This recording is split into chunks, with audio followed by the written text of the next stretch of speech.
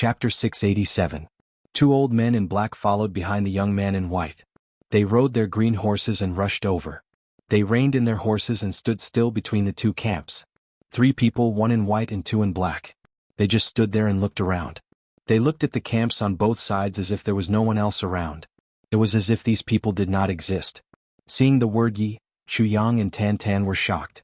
Could it be the Yi clan of the upper 3 heavens? The 2 of them were equally sensitive to the word Yi, because their master's lover was surnamed Yi Chu Chen. The 3 of them stood there in an imposing manner for a while. Then something happened that left everyone tongue-tied and speechless. They didn't know what to feel. The young man in white suddenly stood up from his horse. His white clothes fluttered in the wind as if he was flying. He just stood there on the horse. His figure was tall and straight. He looked around proudly. Regardless of which side the crowd was on, they all cheered in their hearts. What a handsome young man.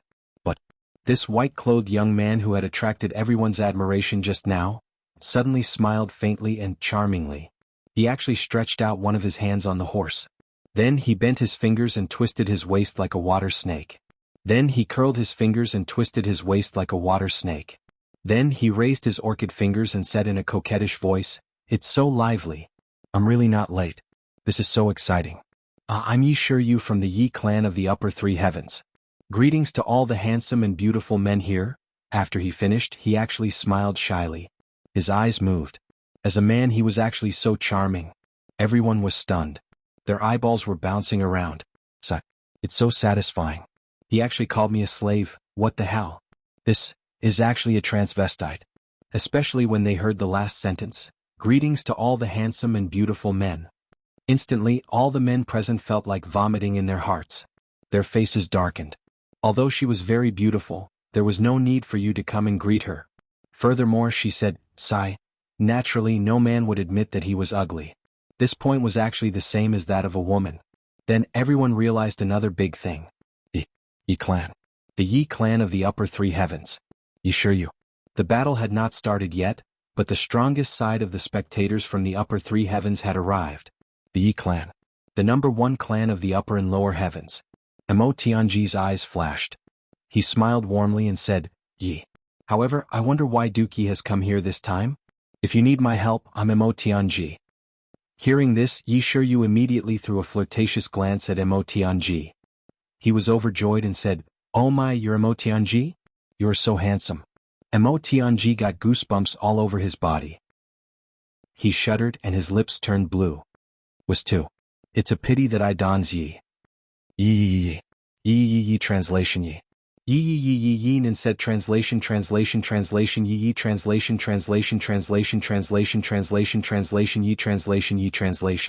Translation. But now, everyone just wanted to lower their heads and vomit.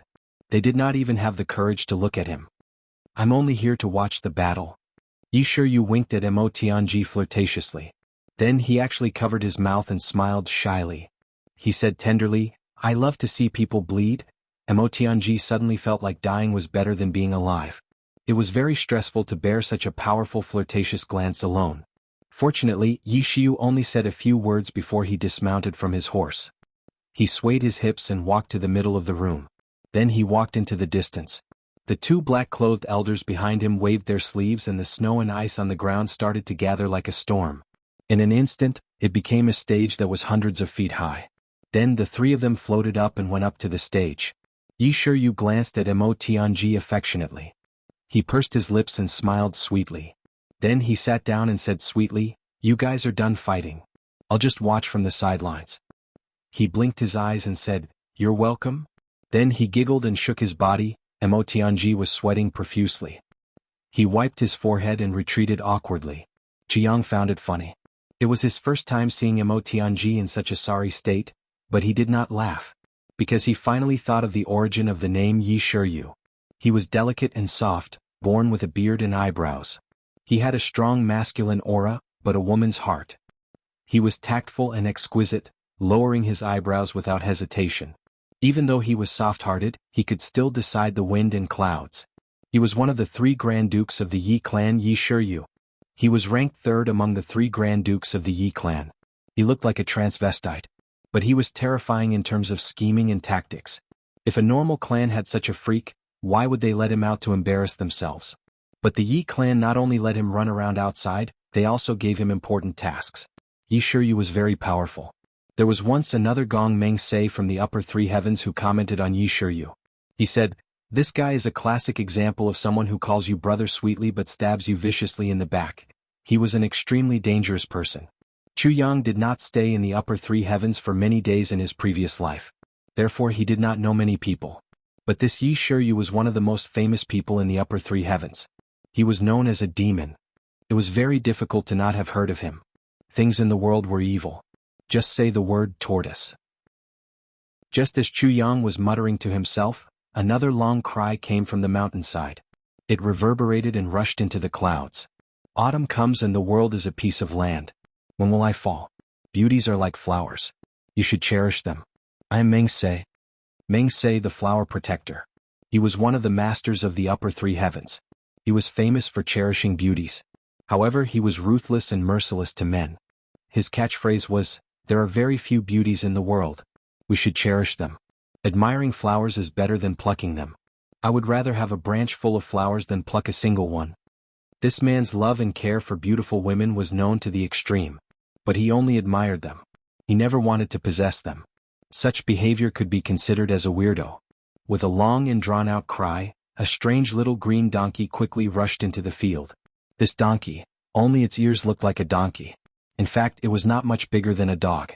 A young man in green rode on the donkey's back. He held a green flute in his hand. His slanted long eyebrows were deep into his hair. His beautiful red phoenix eyes were slightly lowered. He looked indescribably peaceful. Behind him, two old men in green walked. Their sleeves fluttered. Their feet did not touch the ground. They did not have mounts and were only walking. However, they were as smooth as flowing water. "Greetings, everyone." Meng Se hugged his flute and bowed gently. He said, "Meng Se has been entrusted by my clan to watch the battle. I have no enmity with any of you. It's good that we are at peace. Please allow Meng Se to be a spectator. Thank you all for your magnanimity." He said it as if he was very humble and respectful.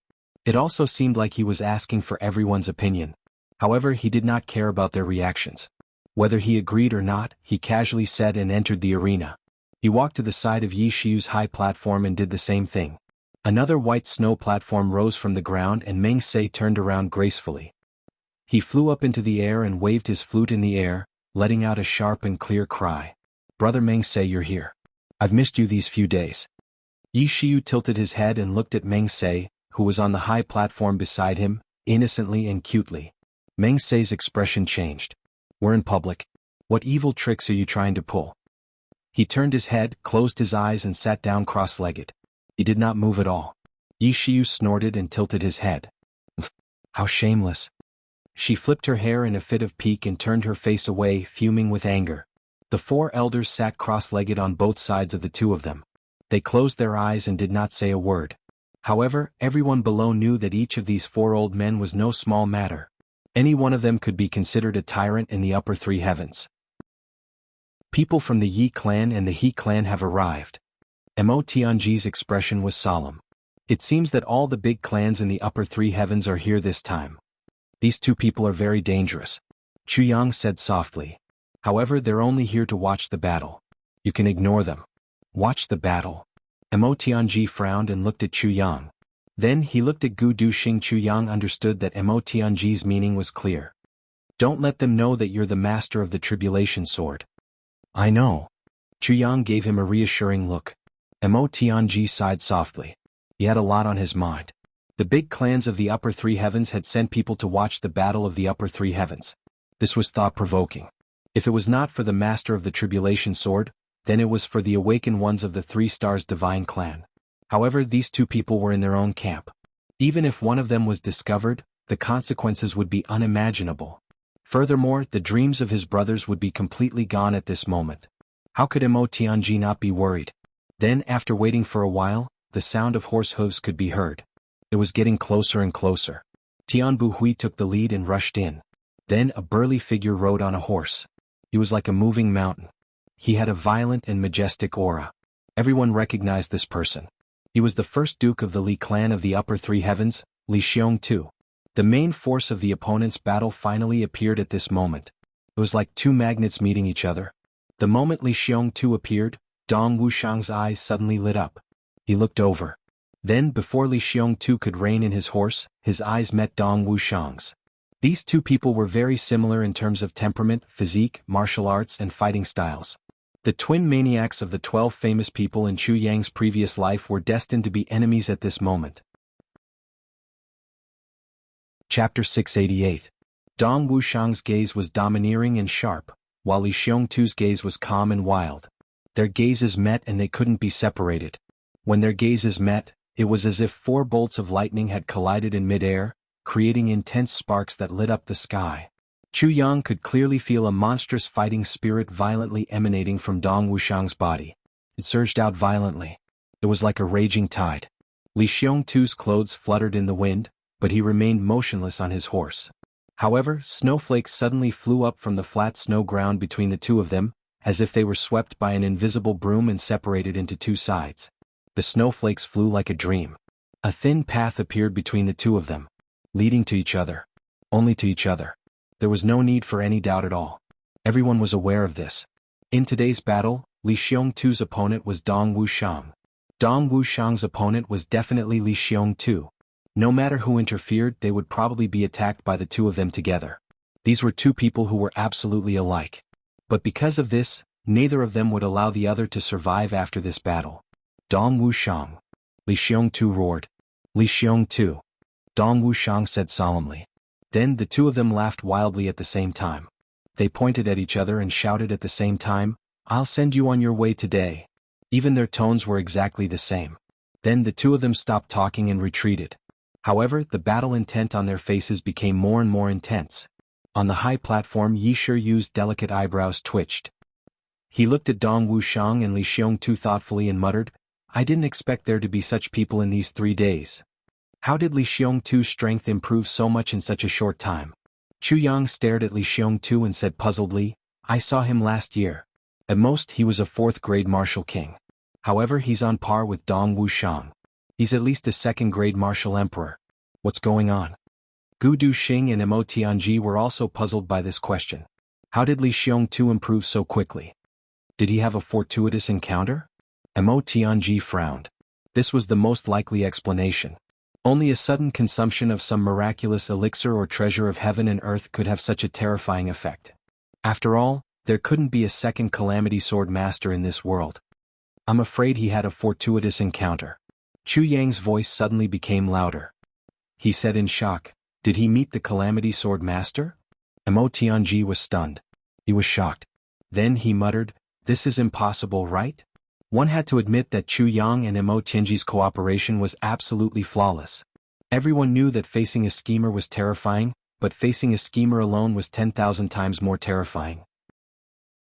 It was facing two conspirators who were conspirators of the same mind. Many of Chu Yang's brothers had also advanced in this way. His brothers and brothers of Tianji and Mo's Wushang, and his of Wushang's Tianwu and himself. However, Mo Tianji was so shocked that he immediately added, "This is impossible." And he had almost completely dispelled the suspicion that he had towards them. Although the two of them spoke in a low voice, it was as if they had unknowingly raised their voices due to shock. Many people around them heard it. Everyone felt a prickling sensation in their backs. On the high platform, Yi Shiyu no longer looked lazy and sat upright. His sharp eyes shot over at once. He glanced at the two of them and turned to Li Xiongtu. His charming gaze was now serious. On the other side, Meng Sei's body shook. He looked at Li Xiongtu with a deep gaze. Both of them had the same thought in their minds at the same time. 1 year. From 4th-grade martial king to 2nd-grade martial emperor. Such a miracle. If it wasn't a treasure, then it must be the Calamity Sword Master. After all, the potential of a human body was limited. If one relied purely on hard work, then this kind of improvement would kill one. It was impossible. Li Xiongtu must have had a fortuitous encounter. Yi Shiryu and Meng Sei were both from the upper 3 heavens. They naturally thought that a treasure that could raise one's cultivation by 8 grades in a year was in the upper 3 heavens. It was hard to find and was a legendary item. What kind of treasure could there be in the upper 3 heavens? If that was the case, Li Xiongtu must have met the Calamity Sword Master. Yi Shiryu's eyes flashed. He smiled coquettishly and said softly, "This? Fierce Duke Li, I heard that you were only a 4th stage martial king at this time last year? Li Xiongtu frowned. Obviously he didn't like this trap. He nodded and said, that's right. I was only a 3rd grade martial king last year. Yi Shiryu smiled and said, is that so? Yi Dukli, you've improved so quickly. I'm so envious. At this moment a voice said, Yi Shiryu, it doesn't matter whether you're envious or not. You can't interrogate someone from the Li clan. At the entrance, 3 people appeared. The first person was tall and burly. He was like a moving mountain. He was even more muscular than Dong Wuxiang and Li Xiongtu's. He was about 25 years old, but he was burly. Yi Shiryu and Meng Sei's expressions changed. They said, so it's Brother Li. The burly man snorted and turned to look at Li Xiongtu's. He said, you're Li Xiongtu? Li Xiongtu said, that's right. You are? I'm from the Li clan of the upper 3 heavens. I'm Li Batian. You should call me 4th brother. Li Batian laughed and said, you're not bad. 4th brother. Li Xiongtu was delighted. He knew how desperate his clan was to return to the upper 3 heavens. Li Batian allowed him to call him 4th brother in front of everyone. This meant that he acknowledged the Li clan of the upper 3 heavens. All right. Li Batian laughed and said, I can't help you in a fair battle. But after this battle, I'll bring all of you back to the upper 3 heavens. Thank you, 4th brother. Li Xiongtu was delighted. Everyone around him, including Tian Buhui and the others, looked envious. Bring you back to the upper 3 heavens. From this moment onwards, the Li clan of the upper 3 heavens belonged to the upper 3 heavens. Li Batian laughed and said, you don't have to thank me. This is what the elder ancestor wants. If you can break through to the martial emperor level in the upper 3 heavens, I'll bring all of you back. And now you've already surpassed this goal. After he finished speaking, Li Batian strode forward with his 2 guards. He didn't even bat an eyelid at Yi Shiryu and Meng Sei's greetings. Yi Shiryu snorted and Meng Sei's face turned pale. But they didn't say anything in the end. Yang thought to himself, it seems like Li Batian is a very powerful person among the younger generation of the upper 3 heavens. Mo Tianji thought, although this person is very powerful, he doesn't know how to be tactful. Even if he's very strong, I can kill him with a little trick. There's nothing to fear from this person. On the other hand, Yi Shiryu and Meng Sei seem to be very shrewd. They don't seem easy to deal with. Li Batian's burly body stepped on the snow. It seemed as if the ground beneath his feet would tremble with every step he took. When he was about to walk past Dong Wuxiang, he stopped. He said, you're Dong Wuxiang? Dong Wuxiang's gaze froze. So what if I am? Li Batian snorted coldly. He said, Li Xiongtu is my brother. Dong Wuxiang burst out laughing. If you can't bear to see him die, I can let the 2 of you fight him together. Li Batian had wanted to cast a shadow over Dong Wuxiang so that Li Xiongtu would have an easy chance of winning. However, he didn't expect Dong Wuxiang to be so fearless and audacious. His pupils shrank and his gaze became dangerous. A mocking voice said, you just said that it would be a fair fight. Now you're helping your brother to oppress him. What, you can't hold him back anymore? Are you going to attack him out of anger? A young girl dressed in white stood behind Dong Wuxiang and spoke disdainfully. Her voice was crisp and cold. Everyone present heard her. Li Batian snorted and looked deeply at Dong Wuxiang. He walked forward and said slowly, what do ignorant women and children know? It's an unfair victory. Dong Wuxiang was furious. He shouted, Li Batian, remember this. Sooner or later, Second Master Dong will fight you. Li Batian didn't turn around. He said slowly, as long as you can live today. As he spoke, he walked to the bottom of the 2 high platforms. Another snow platform rose from the ground. Li Batian shot into the clouds and actually crossed several hundred feet of the high platform. He slowly descended. His lightness technique was truly shocking. However, everyone knew that he was a duke of the upper 3 heavens, but he was being bullied like this in the upper 3 heavens. He was using this shocking leap to vent his frustration. Yi Shiryu and Meng Sei looked at Li Xiongtu discreetly. Their eyes revealed a murderous intent. They didn't believe what Li Batian said about taking him to the upper 3 heavens when he reached the emperor level. They only thought, is the Li clan using Li Xiongtu to get on the good side of the Calamity Sword Master?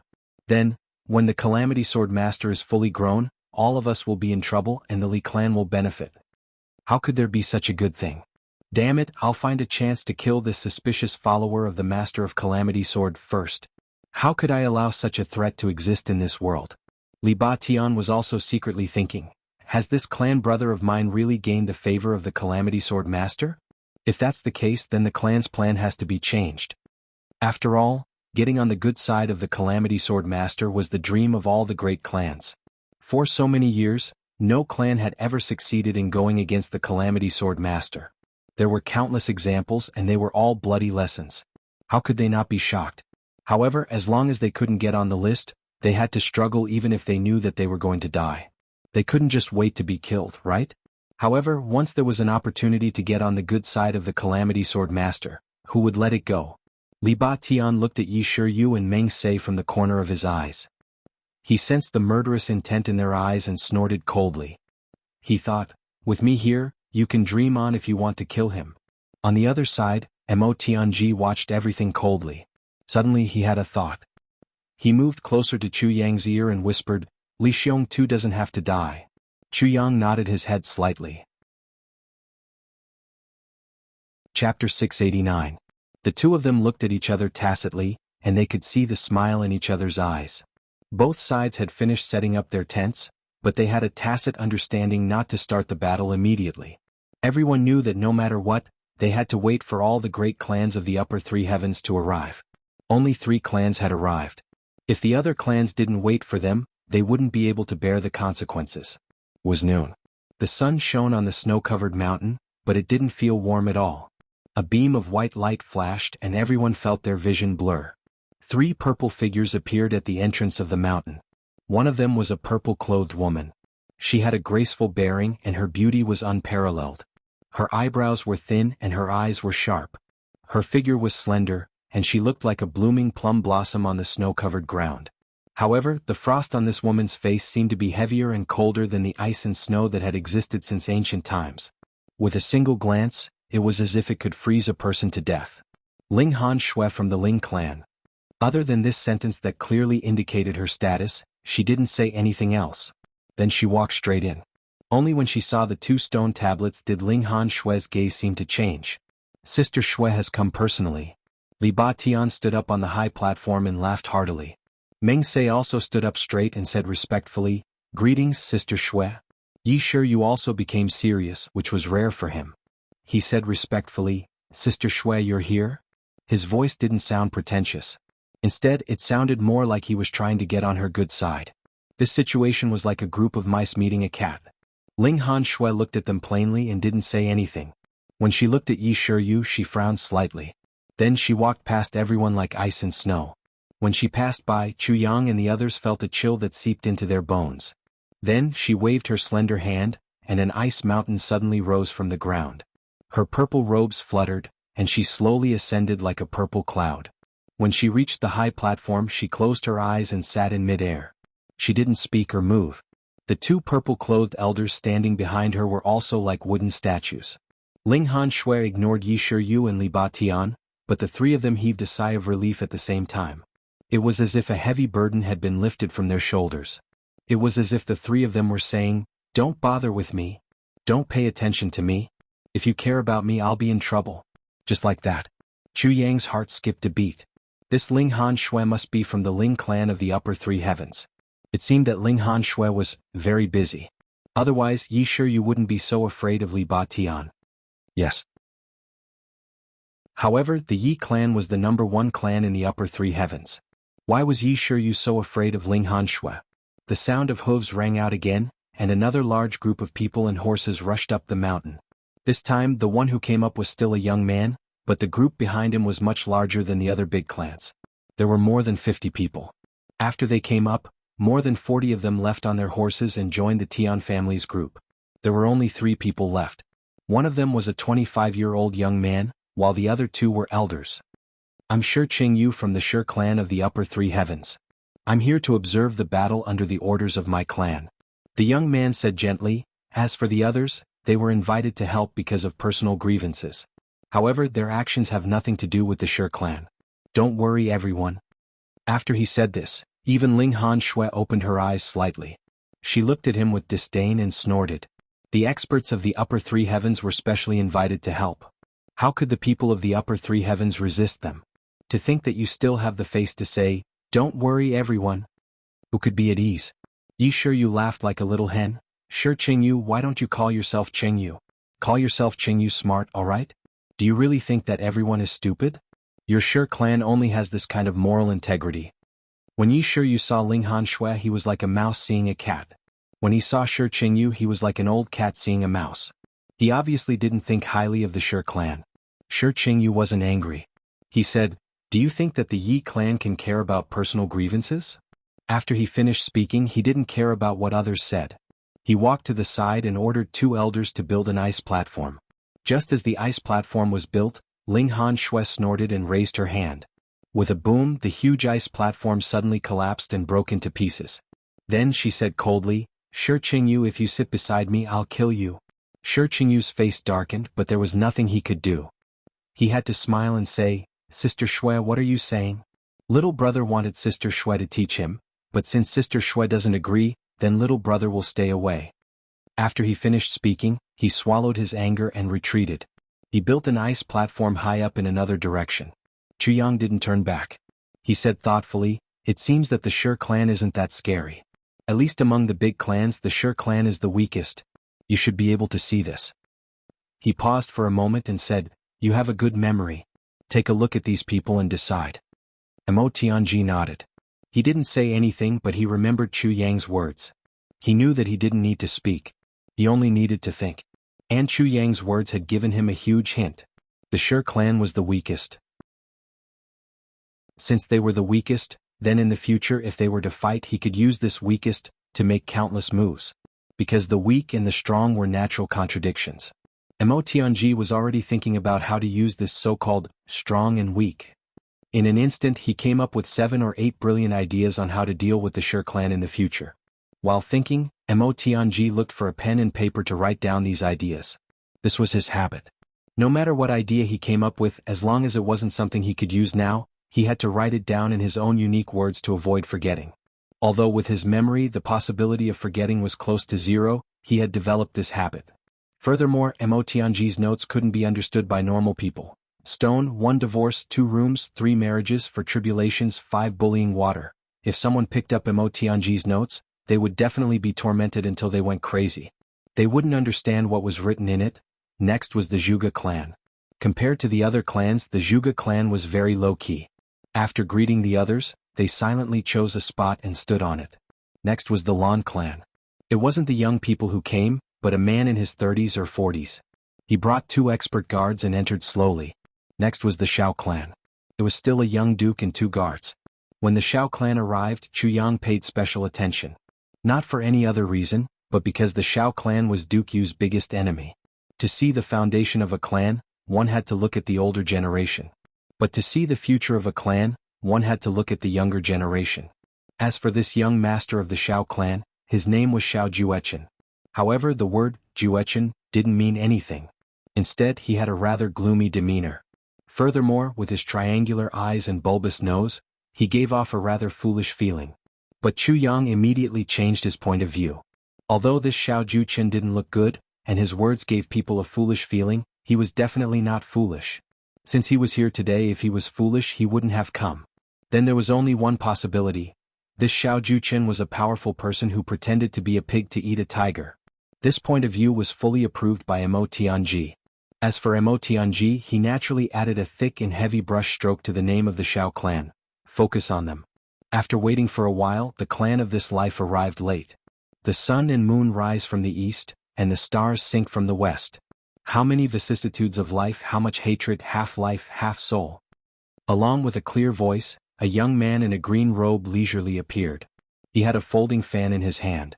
He was still waving it around on this cold mountain peak, but it didn't give people the feeling that it was funny. "I am Qin Fei Qin from the Qin clan of the upper 3 heavens. You can call me 5th Master Qin." Qin Fei Qin's first words were, "I am here to watch the battle, so you don't have to suck up to me and don't have to try to get close to me. To put it bluntly, I really don't care about the battle of the upper 3 heavens. But I am just here to relax." The 2 expert guards behind him followed him closely. They watched as he waved his folding fan and talked nonsense, but they didn't stop him. After hearing these words, everyone's face was filled with anger. But this 5th Master Qin obviously didn't care. He waved his folding fan and walked forward casually. "It is understandable that you don't want to accept it. I really like that you don't want to accept it. Of course, if anyone dares to stand out and say that in front of me, this fifth master will really admire him. This person's words could really infuriate the dead to the point of jumping in their coffins. But even the people from the other clans of the upper three heavens didn't refute this arrogant person. At most they just snorted coldly. Fifth Master Qin? A cold voice said, don't show your childishness here. If you want to watch the battle, quickly sit down. If you don't want to watch, get lost. It was Ling Han Shui. Among all the people present, only Ling Han Shui dared to face Qin Fei Qin directly. Qin Fei Qin laughed and said, I was wondering who it was. So it is little sister Shui. Since little sister Shui has said so, I will naturally follow your orders and gladly accept it. Ling Han Shui's pretty face was filled with frost. She snorted coldly and ignored him. Qin Fei Qin actually built an ice platform next to Han Shui and sat on it. Ling Han Shui snorted angrily and turned around. Chu Yang's heart trembled. This fifth Master Qin was definitely a scary person. His inner self was definitely not as shallow as what he had shown. And this guy was definitely pursuing Ling Han Shui. And Ling Han Shui was obviously not willing. Was there anything he could use to his advantage? Chu Yang's thoughts flashed. The big clans were finally all here. At this moment, Tianbu Hui smiled lightly and said, everyone is here. Brother Chu, Brother Mo, Brother Dong, Brother Gu, my sword is also not willing to be left out. Chapter 690. When the big clans heard Tianbu Hui's words, they all looked as if a good show was about to begin. However, when this sinister voice sounded, their faces all changed. Even Ling Han Shui and Qin Fei Qin's faces turned serious. They even felt a little uneasy. Jianghu was curious. What kind of person could have such power? To be able to silence all the big clans? Following this voice, everyone looked over in shock. At the entrance of the mountain there were 3 people. The 3 of them were all dressed in hemp robes with wide sleeves and straw sandals. They were dressed very simply, but they had an aura of seclusion. One of them had a scabbard on his left, another had a sword on his right, and the third had a sword on his back. The person in front had white hair and a white beard, and he looked hale and hearty. The second person had white hair and his body was a little hunched. He was thin and his face was pale and full of wrinkles. The third person had black hair and his face was as white as snow. He was tall and looked like he was only 40 years old. At first glance, it looked like 3 generations of elder Qing had arrived at the same time. And Chu Yang felt that one of them looked very familiar. After thinking carefully, he realized that he had seen him before. He remembered that in the far north wastelands, there was someone who was chased away by Bulu Qing. Was this person? Chu Yang finally knew who these 3 people were, and why the big clans were so afraid of them. They were the law enforcers of the heavens. This was the most mysterious and powerful force in the entire heavens, the law enforcers of the heavens. How can we miss such a grand occasion? The white-haired old man at the front didn't even open his eyes as he slowly said, we came uninvited. I hope that the people of the ruling family won't take offense. No, you must be joking. Qin Fei Qin smiled and said hurriedly, it's a pleasant surprise that you are here. Please take a seat. The white-haired old man ignored him and said, the big clans have thousands of paths and all of them lead to the heavens. We have always admired them. The other members of the hegemon clans couldn't keep their faces straight after hearing this. Their faces turned red and white.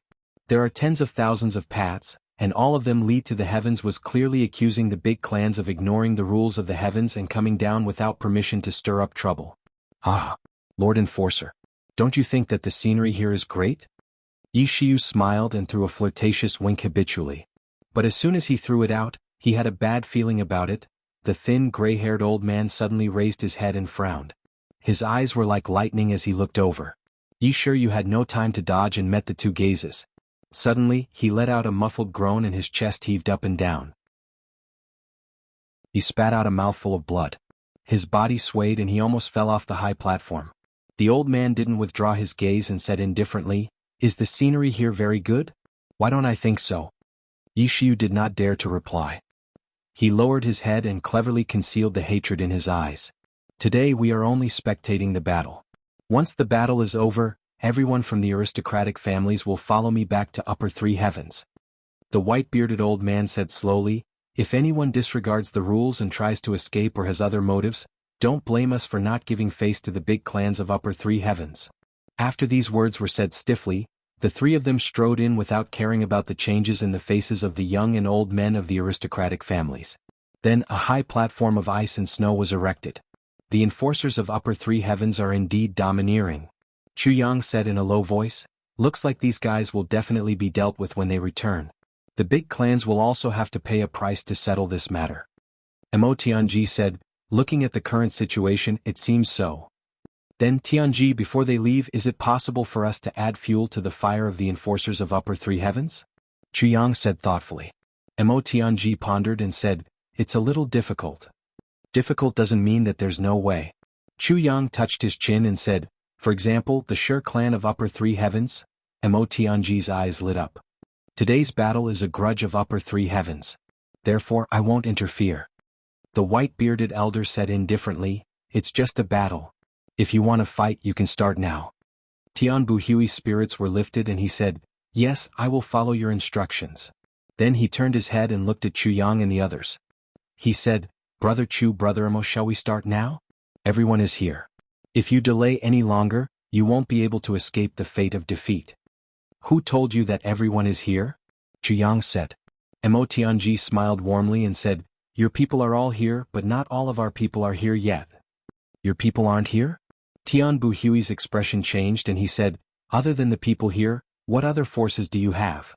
The words of this Tian clan are like farts. I'm not here yet and you say that everyone is here?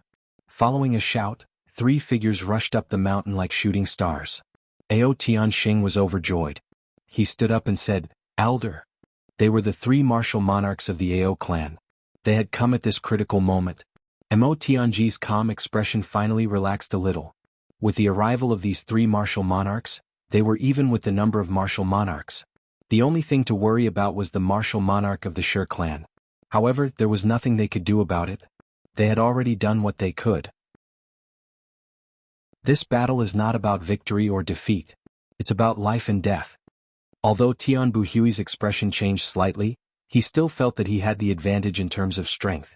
Therefore he didn't take it to heart. He raised his hands and bowed, Elders, please be our witnesses. The living will be the king. Those who die will be the bones of the dead.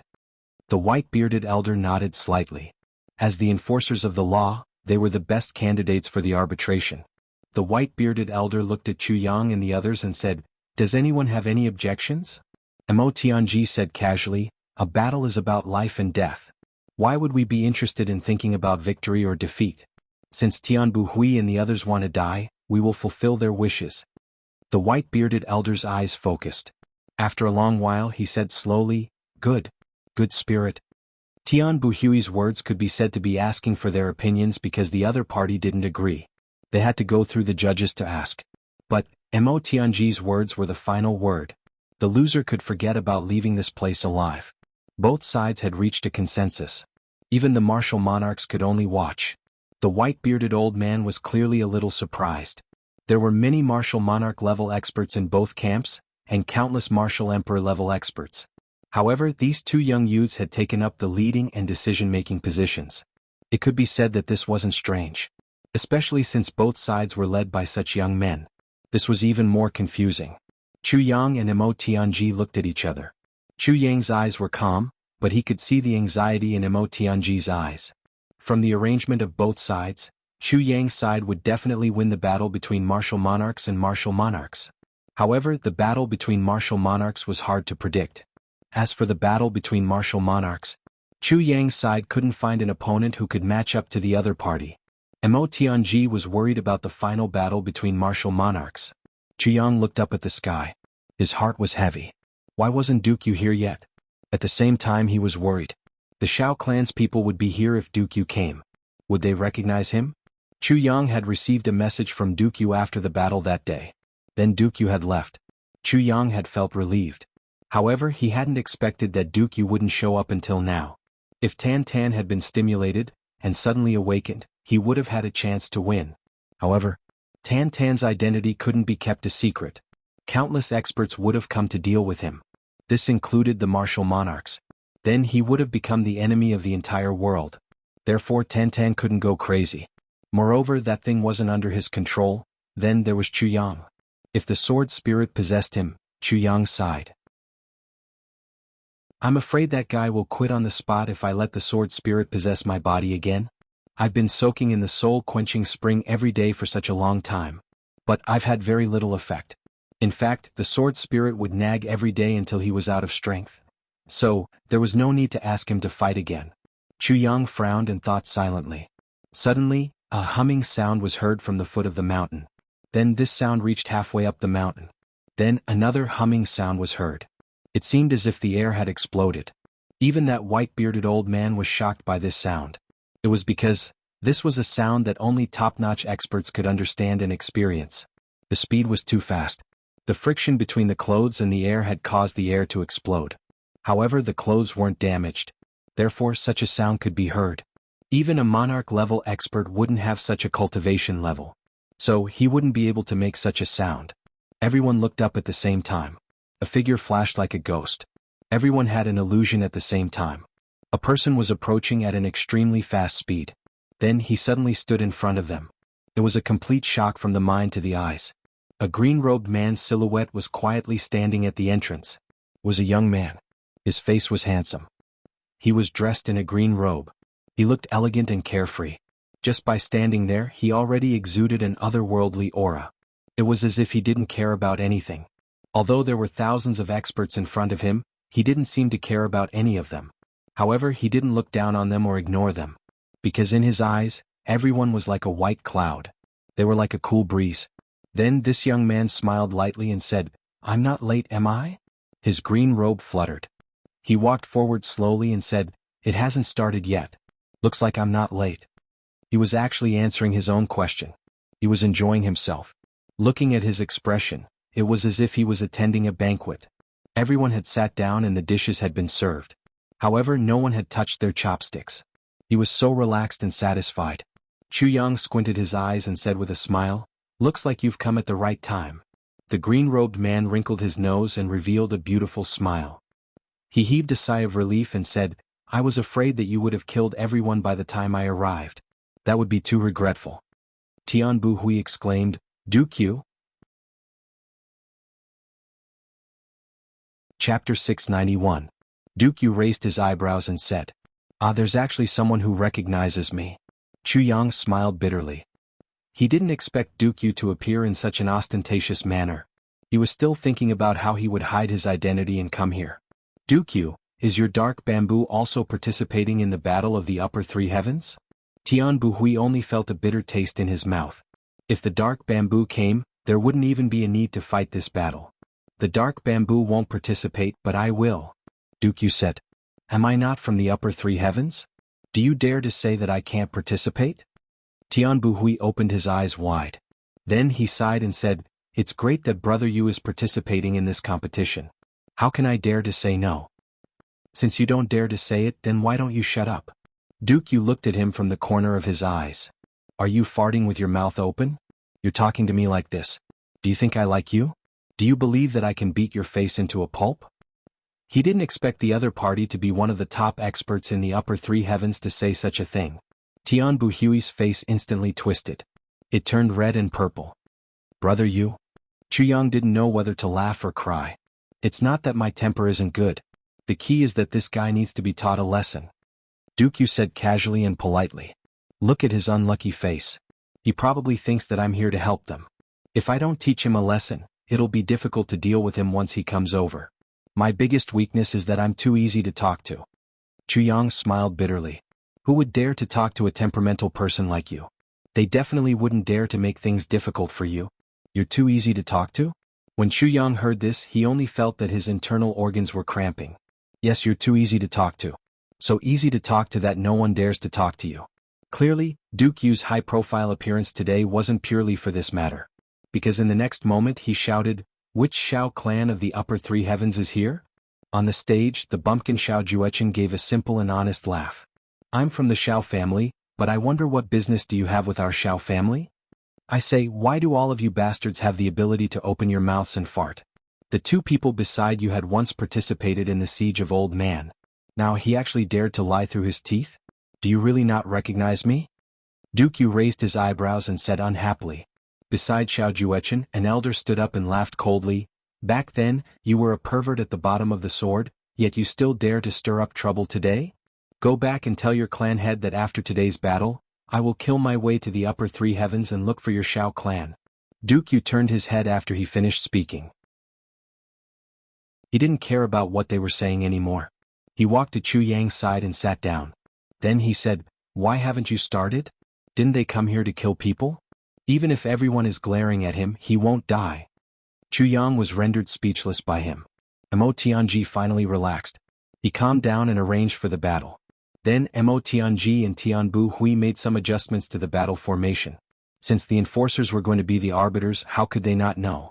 Even Chu Yang broke out in cold sweat when he saw the rules of the battle that were finally set. This was a crazy battle. It would only end when the other party was completely annihilated or had no power to retaliate. There were a total of 11 battles in this battle. 1 martial saint battle, 2 martial monarchs, 3 martial emperors and 4 martial kings. To explain, martial emperors definitely couldn't appear in a battle between martial kings. Martial monarchs and martial saints definitely couldn't appear in a battle between martial emperors. No matter how many martial emperors you had, they would be divided into 3 teams. The team leaders had to be martial kings too. The 3 teams would fight 1 battle each. Then the survivors from both sides would gather for the final battle. One side had to be completely annihilated. The martial emperors would be divided into 2 teams. Each team would take 1 battle and the survivors would fight to the death. There would only be 1 martial monarch team. There would be a battle royale and a final battle. The martial saints would fight to determine the winner. In the end, all the survivors would participate in the battle royale regardless of their level. The losing side would be thrown into the lake of despair. The winning side would be able to leave the mountain and take over all the forces of the other side. Naturally, before the battle started, if both sides were interested in a one-on-one battle, they could issue a challenge beforehand. They would fight to the death and settle old grudges. All in all the rules pointed to the cruelest point: live or die. This was the rule of the final battle. It was the rule of the final battle at the Lake of Despair. Everyone would be treated the same.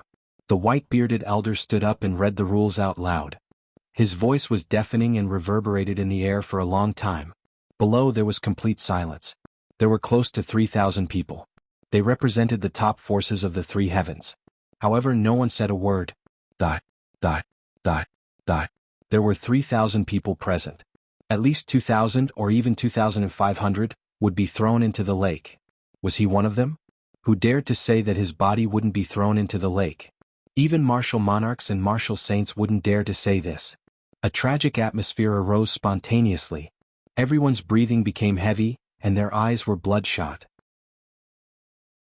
In the silence, Dong Wuxiang suddenly shouted. He stepped out from the crowd and walked to the center. He pointed his black saber and shouted, "Li Xiong too. Come out and accept your death." Before the battle, Dong Wuxiang wanted to fight one-on-one. It was obvious that he didn't want to take advantage of Li Xiong Tuesday. Dong Wuxiang was tall and sturdy. With his saber in hand, he looked like an army of thousands of horses. Profound and pure, towering like a mountain, the sharpness of the blade is unparalleled. The expression of the white-robed elder at the top froze. The way he looked at Dong Wuxiang changed slightly. However, the skinny old man beside him spoke the words that were in his heart. What a bold spirit. I didn't expect such a person to appear in the 3 heavens. Dong Wuxiang. Li Batian's eyes were filled with worry. He looked at Dong Wuxiang and suddenly sighed. It's a pity that such a person was born in the 3 heavens. With a loud and explosive roar, Li Xiong too flew out. His burly body landed on the snowy ground with a loud boom. White snow flew out in all directions as he laughed loudly. Dong Wuxiang, even if you don't mention it, I will. If we don't fight, I won't die in peace. Dong Wuxiang laughed. That's exactly what I was thinking. Li Xiong too, watch my saber. With a loud shout, his black saber shot into the air. Suddenly, a black galaxy formed from saber light appeared. In this world of ice and snow, it was even more eye-catching. Dong Wuxiang seemed to be rushing forward with his bare hands. However, the galaxy of saber light followed his body and surged forward. Even the saber and the person, including the entire mass of air, seemed to have transformed into a moving saber mountain. It rushed faster and faster, and its momentum became greater and greater. In the end, the saber light filled the sky. In this battle of life and death, Dong Wuxiang's fighting spirit, as if he had met his match, allowed him to unleash a saber attack that he had never unleashed before. This saber attack was the peak of Dong Wuxiang's power in the past. However, this peak saber attack became the opening statement of today's battle. On the high platform, the great aristocratic families and the enforcers couldn't help but widen their eyes. Qin Fei Qin exclaimed in disbelief, "Saber Emperor." This low exclamation of surprise was the thought of all the spectators from the great clans. Before Dong Wuxiang made his move, everyone only felt that this youth was extraordinary. However, he was just extraordinary. After all, Dong Wuxiang's cultivation was nothing in their eyes. With their clan's power and resources, it wasn't difficult for them to forcefully raise a 14 to 15-year-old youth to the level of an emperor. In fact, it wasn't even difficult for an emperor to surpass the 5th stage. However, with Dong Wuxiang's weak cultivation, his saber attack was able to draw the power of heaven and earth. He was able to make heaven and earth tremble and fight. This was a cultivation that only a saber emperor could have. An emperor wasn't scary. However, once a weapon was added to an emperor, it would become 1 in 10,000. Furthermore, that was referring to the spear emperor and the whip emperor. However, this was a saber emperor. The second emperor in the entire heavens, second only to the sword emperor. However, the sword was the emperor, not the emperor. Therefore, a saber emperor was the number 1 emperor in the heavens. Such a saber emperor couldn't be lacking in either of these aspects. How can an ordinary emperor-level expert who can reach such a level purely through the improvement of his martial power, compare with him? Even in the upper 3 heavens, there weren't many people like him. However, there wasn't a single one as young as Dong Wuxiang. Everyone's heart trembled 3 times.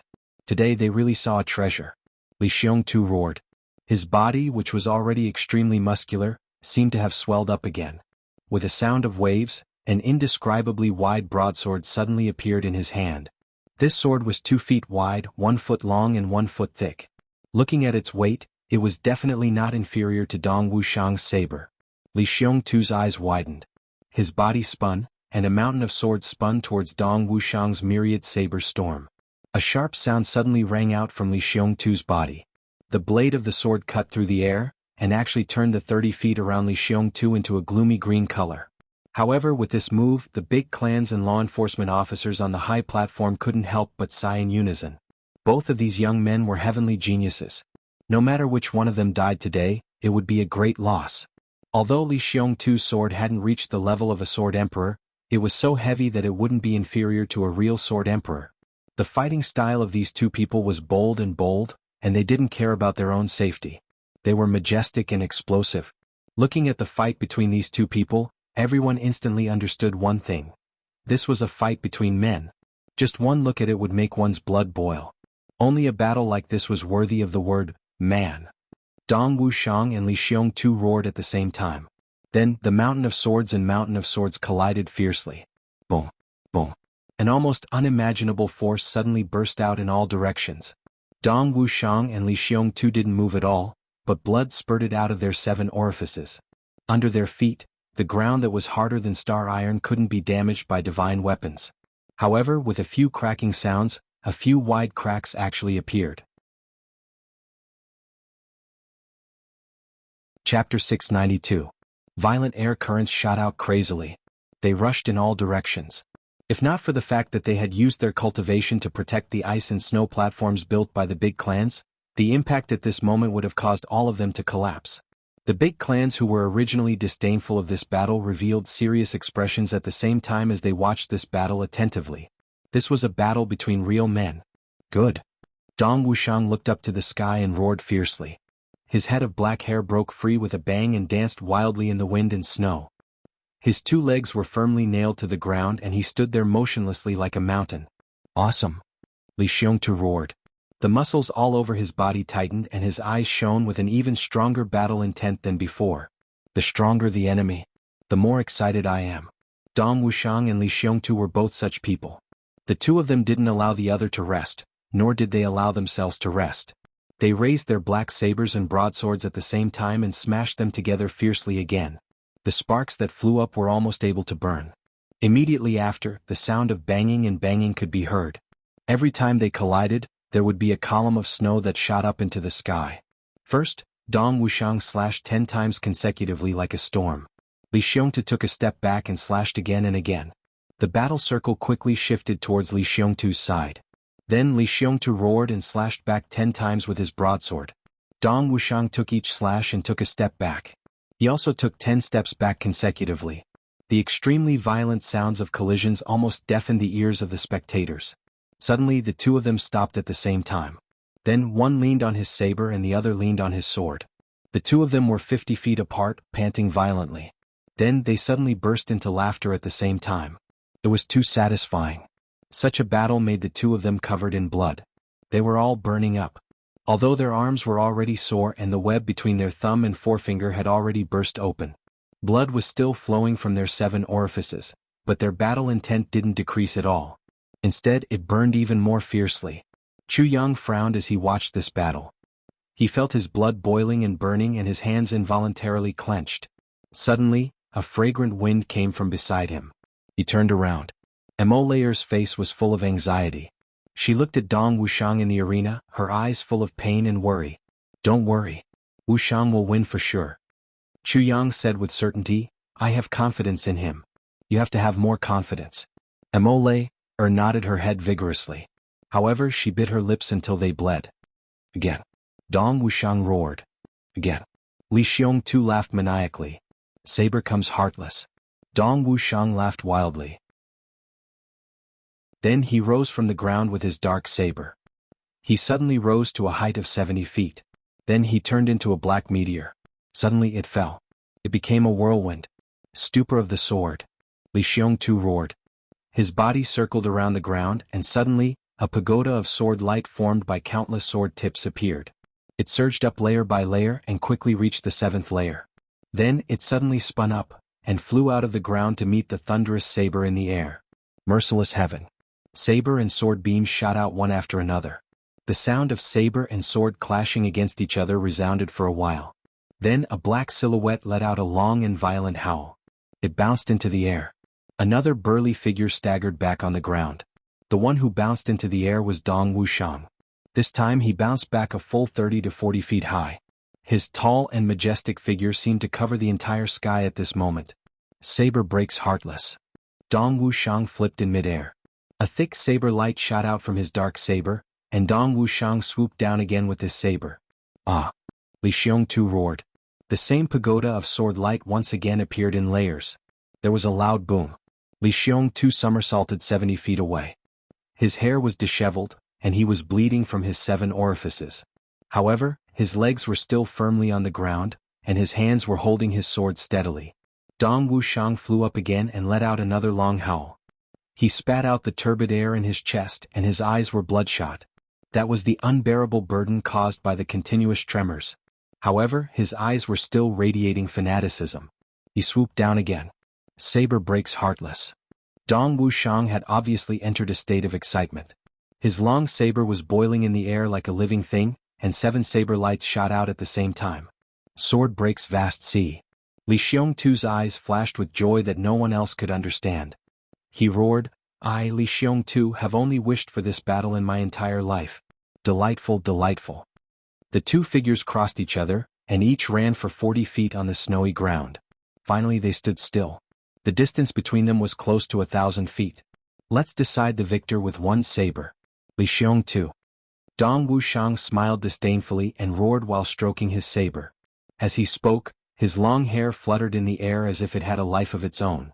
He was like a god and his lofty sentiments were unparalleled. Life and death with one saber. Dong Wuxiang. Li Xiong-tu's eyes flashed with unconcealable respect. "If I kill you, I will definitely keep your dark saber, and make it a treasure that will never leave my side. I will drink with the saber at dawn and dusk. I will drink with the saber every spring and autumn. Even if the netherworld is far away, I will drink with you every day." Dong Wuxiang laughed wildly and said in a low voice, "But you are destined to be disappointed. You are wrong. You practice the heartless saber path. But the heartless saber can't kill me."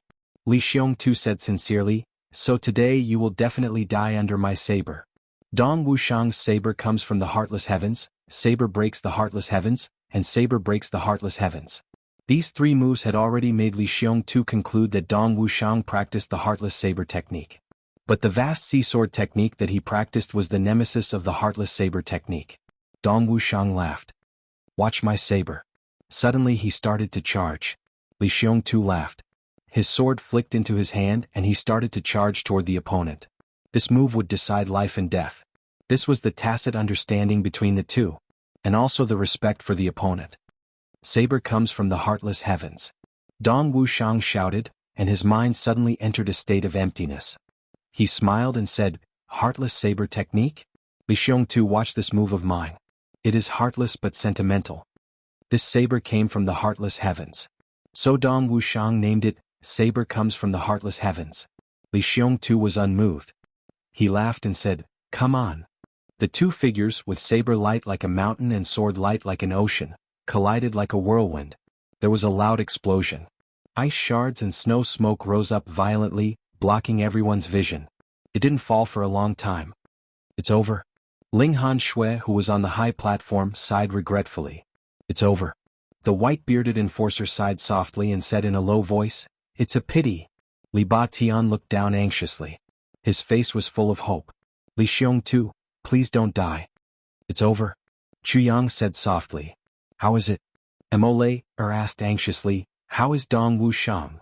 Chu Yang smiled and said, "Actually, you should be asking me how is my husband?" "Yes." Emole spat. Her face turned red but she relaxed immediately. She knew that if Dong Wuxiang was defeated and killed, Chu Yang wouldn't be so relaxed. Since Chu Yang was joking with her, Dong Wuxiang must have won.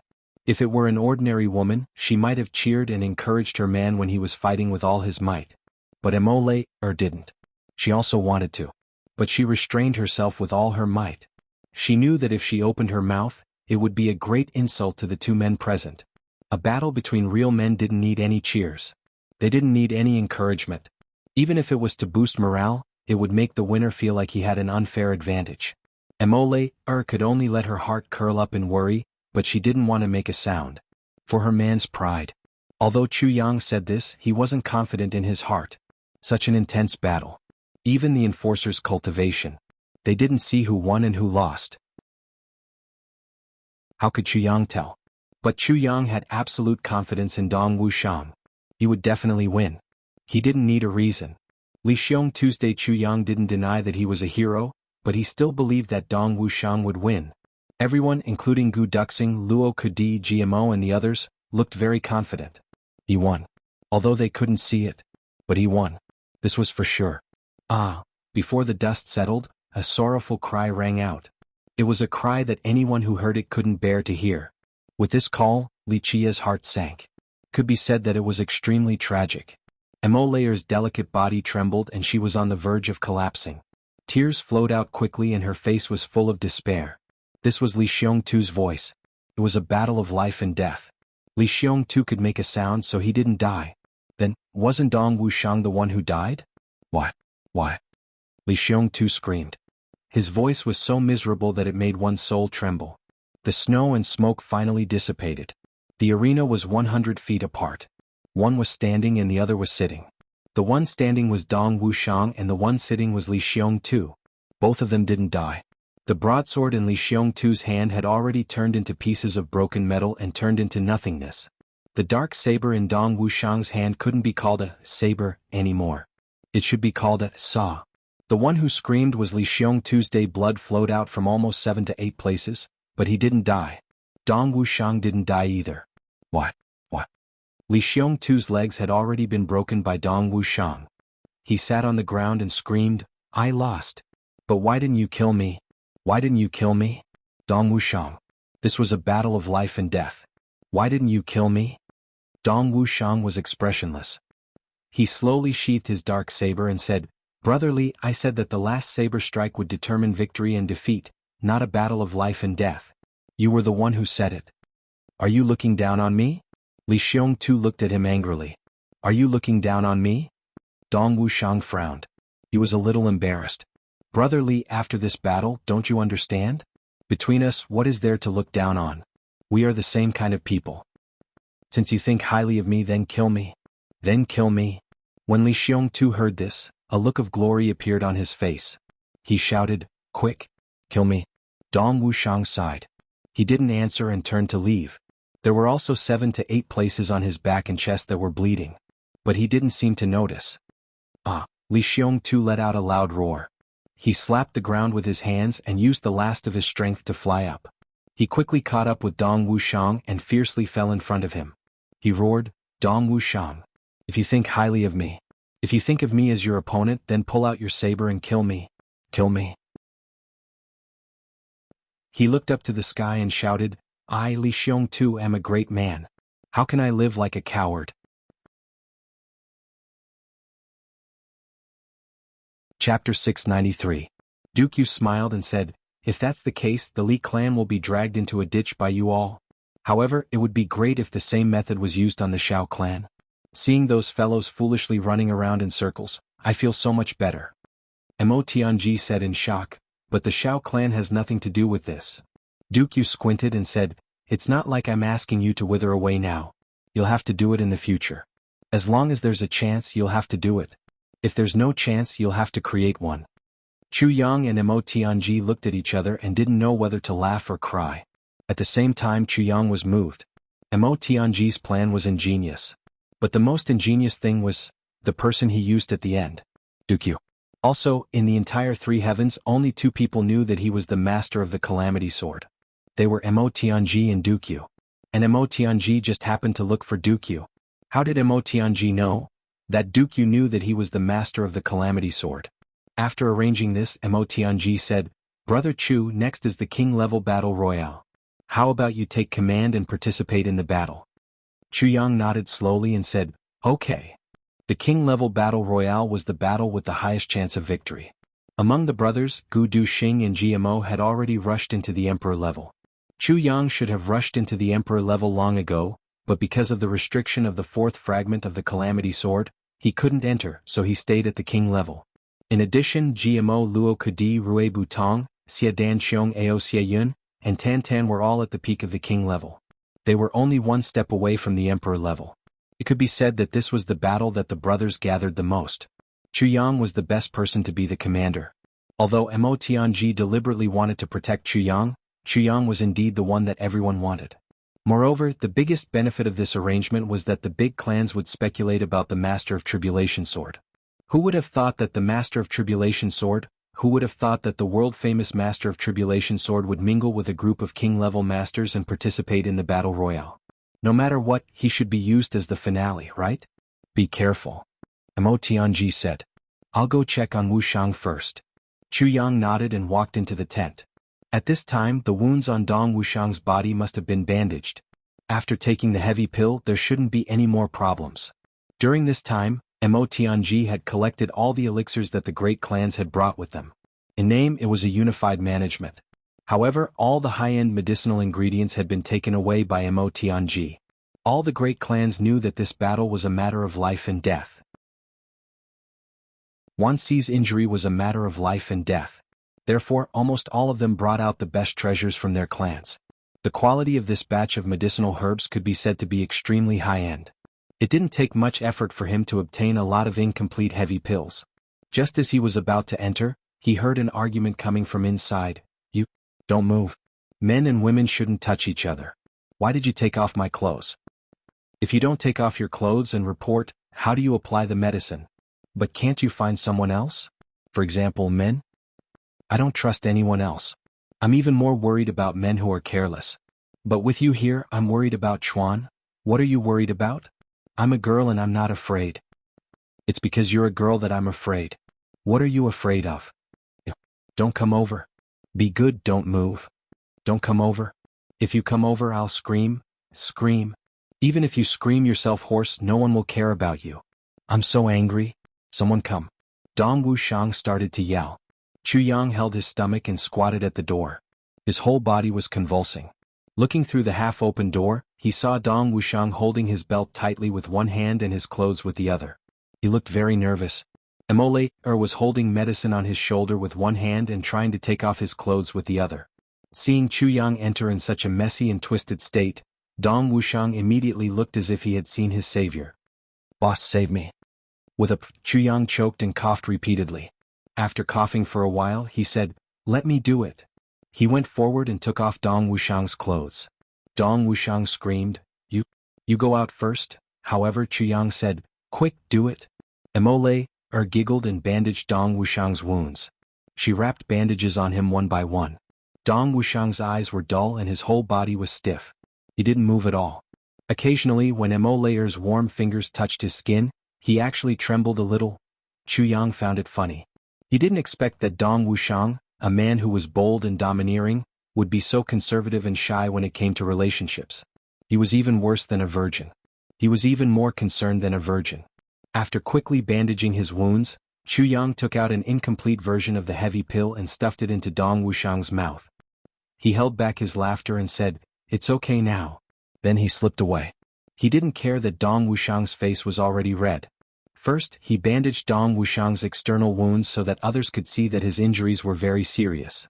As for his internal injuries, who would be able to tell? Then they would definitely not suspect the Tribulation Sword Master. Now that the big clans and law enforcement officers were here, Chu Yang didn't dare to be careless at all.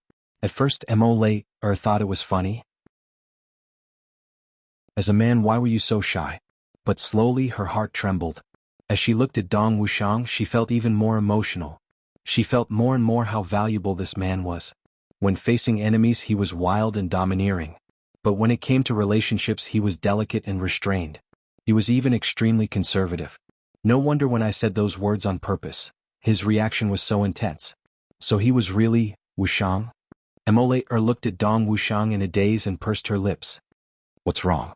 Dong Wuxiang hurriedly put on his clothes and asked with a red face. You're really good. As expected, Dong Wuxiang let out a cry and his face turned red again.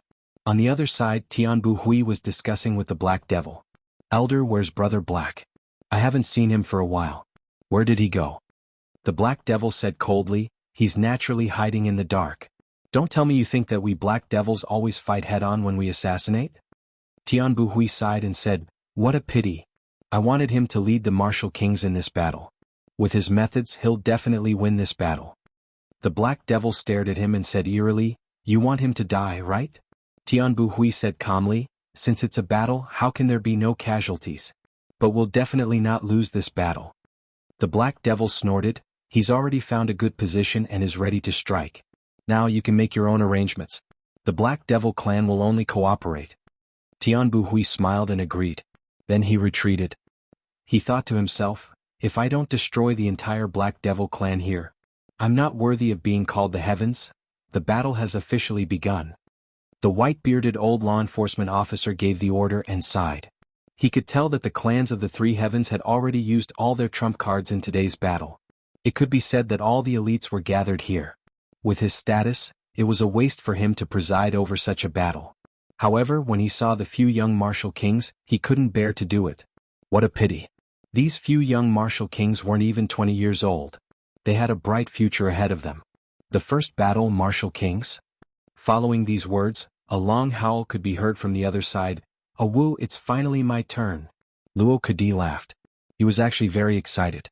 GMO also wanted to howl to vent his excitement. However, just as he howled, Huyen Aobo pulled his ear.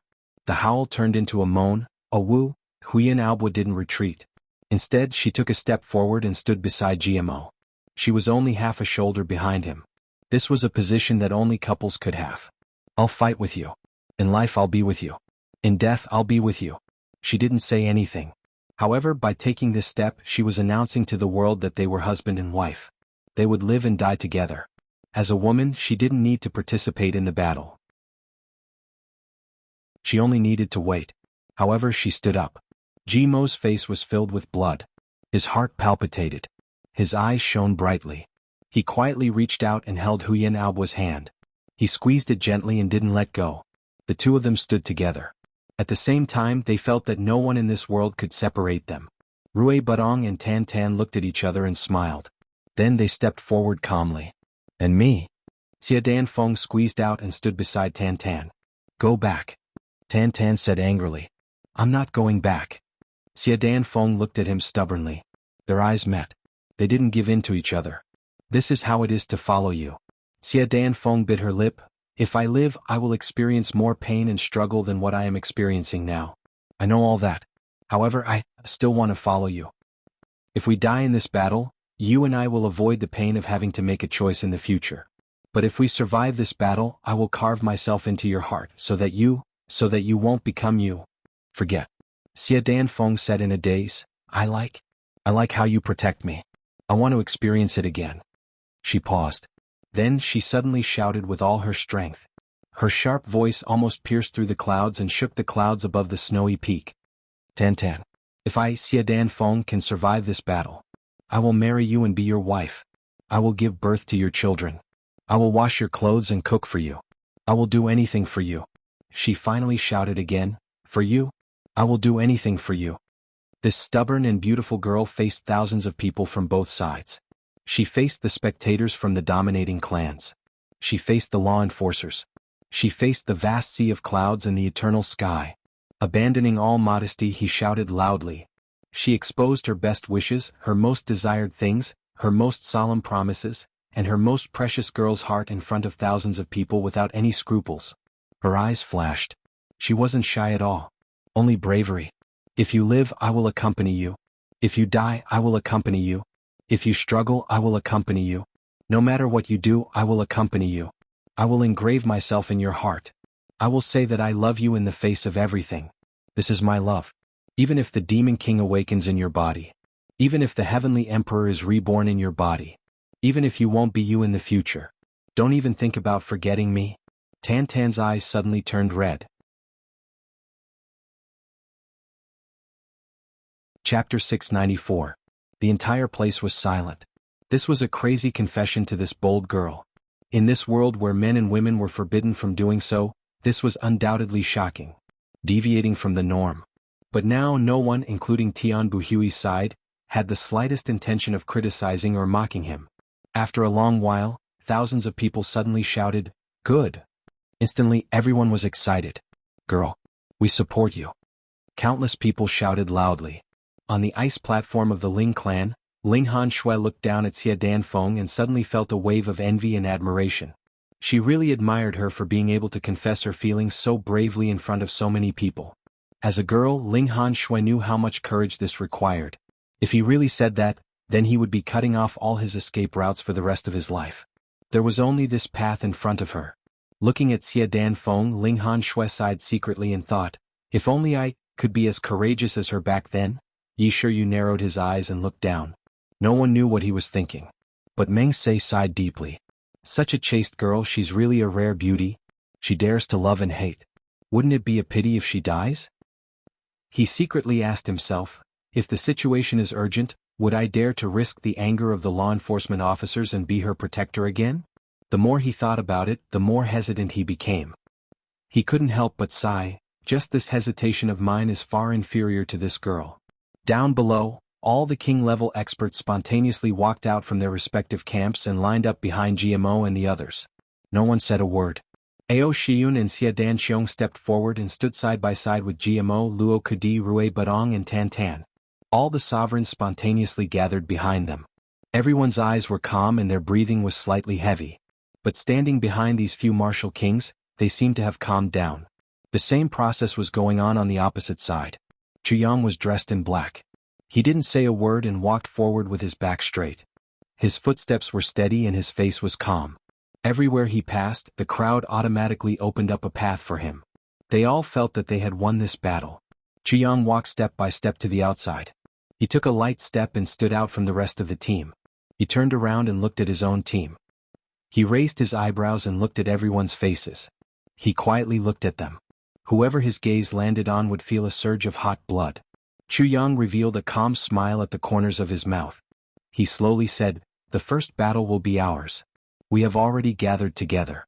Listen, the other side is still urging us." The corners of his mouth turned back and he revealed a disdainful sneer. Immediately, his nervousness disappeared and he burst into laughter. "Damn. They are urging us again?" Chu Yang's back was facing the other side. As he listened to Tian Buhui's shouts, he smiled faintly and said, "Look at those people. They've made our Grand Duke Tian so worried, K-tisk. Ha!" The laughter became louder and louder. "Fighting with such an enemy. I really feel that I have an unfair advantage." Chu Yang stretched out his hand and pointed behind him. Then he said, "Look, are they our opponents?" No. More than 100 people shouted angrily at the same time. Following these few words and seeing the messy formation of the other side, everyone was full of confidence at this moment. Then how long do we need to throw these guys into the lake of despair? Chu Yang looked at them with disdain. Suddenly he raised his voice and shouted, 2 hours. Can we turn them into corpses and throw them into the lake of despair? He didn't even ask if they were confident. Could they win? Instead, he directly asked how long it would take to end the battle. This gave everyone a feeling. Is there a need to ask the result of this battle? We will definitely win. How can we use 2 hours? 1 hour is enough. One of the middle-grade king-level experts burst into loud laughter. Everyone laughed and said proudly, yes, how can we take so long to deal with them? Good. Chu Yang cheered. Then he frowned and said, but I feel that with so few people we still have to fight 4 rounds with them? Is there a need to go through so much trouble? It's too troublesome. 1 round is enough. Is it? If it's just 1 round, the time is very tight. Chu Yang revealed a very fake worried look. He frowned and said, what if? There's no what if. 1 round. 1 round. 1 round. Let's settle them in 1 round. Everyone started to clamor. Good. Chu Yang shouted. He suddenly turned around and clasped his hands together. His eyes were like lightning and his voice was sonorous. Law enforcement officer, my brothers and I all agree that it's too troublesome for us to fight 4 rounds with only 1,000 people. Hence, on behalf of the 100 of us, I would like to request that we decide the outcome of the battle in 1 round. Decide the outcome of the battle in 1 round? The white-bearded enforcer frowned. That's right. Just 1 round is enough to chop these guys into meat paste. Chu Yang said loudly. Then he turned around and asked, brothers, don't you think so? Yes. Everyone shouted at the top of their lungs. Everyone used all their strength and their veins almost popped out. The white-bearded enforcer said, since that's the case, I need to ask for their opinion. Actually, there was no need to ask for their opinion. Since Chu Yang had proposed it, how could Tianbu Hui back down? If he didn't agree to it, his side's morale would be greatly affected. Hence, Tianbu Hui had to agree to it even if he didn't want to. Furthermore, even if he agreed to it, he would still be 1 step too late. We agree. 1 round to decide the outcome of the battle. Tianbu Hui gritted his teeth and said fiercely. He was too indignant. He didn't expect Chu Yang to do this. Look, we want to decide the outcome of the battle in 1 round. Look at how angry Tianbu is. He can't even speak properly. His face is red. Look at me? Why are you looking at me? Why are you staring at me? Tianbu Hui, you're not convinced? If you're not convinced, come up. Do you think you can kill me by staring at me? Chu Yang mocked Tianbu Hui mercilessly. Every time he said a sentence, his team would burst into laughter. The laughter became louder and louder, and their emotions became more and more agitated.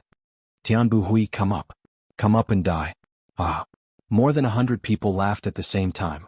In front of 2 armies, they were openly mocking the other side's leader. This kind of pleasure was unparalleled. Why would Tianbu Hui come up? He was the leader. His position was equivalent to Mo Tianji's. The battle of the entire team was under his command. If he came up, he would be an idiot. Bullshit. Tianbu Hui said angrily, why don't you ask Mo Tianji to come up as well? Chu Yang shouted, if you don't dare to come up, then so be it. Why are you dragging Mo Tianji into this? Tianbu Hui, do you have any shame? Tianbu Hui, do you have any shame? GMO and Luo Kudi shouted at the same time. More than 100 people followed suit. It was as lively as the new year. In the eyes of outsiders, who would have thought that this was before the decisive battle? They would definitely think that this was a celebration. Tianbu Hui doesn't dare to come up. Chu Yang laughed, such a coward. Coward. Bastard. GMO shouted, a wood dog ant. Everyone follow me and shout. Tianbu Hui. Coward. GMO shouted loudly. Tianbu Hui. Coward. The 1,000 people echoed. Tianbu Hui. You good for nothing. GMO once again shouted in high spirits. Tianbu Hui. Coward. The 1,000 people once again followed in high spirits. Damn, it rhymes so well. GMO laughed. It seems like Tianbu Hui is born to be scolded. Ha ha ha. Tianbu Hui. GMO shouted. Coward. 1,000 people shouted. Tianbu Hui. GMO shouted again. Coward. They called out again. Tianbu Hui. GMO danced with joy. Bastard. The 1,000 people shouted with all their might. Ha! Ow ow ow ow ow. Chu Yang's aura had already reached its peak. However, Tianbu Hui's aura was extremely weak. This was especially so when Tianbu Hui organized a scolding and wanted to retaliate. However, more than 100 martial kings of the Black Devils remained silent and did not make a sound. Tian Buhui was furious. He rushed in front of the Black Devils and said angrily, "Are all of you mute?" The Black Devils were furious. "You are unreasonable. Have you ever seen an assassin roaring before a battle? Tian Buhui, do you know what you are doing?" Tian Buhui had been angered by Chu Yang and had been rebuffed by the Black Devils. However, he could not voice out his grievances. He was so angry that he was about to explode. Beside him, the clan leader of the Li clan hurriedly tried to calm Tian Buhui down. The Black Devils did not give up.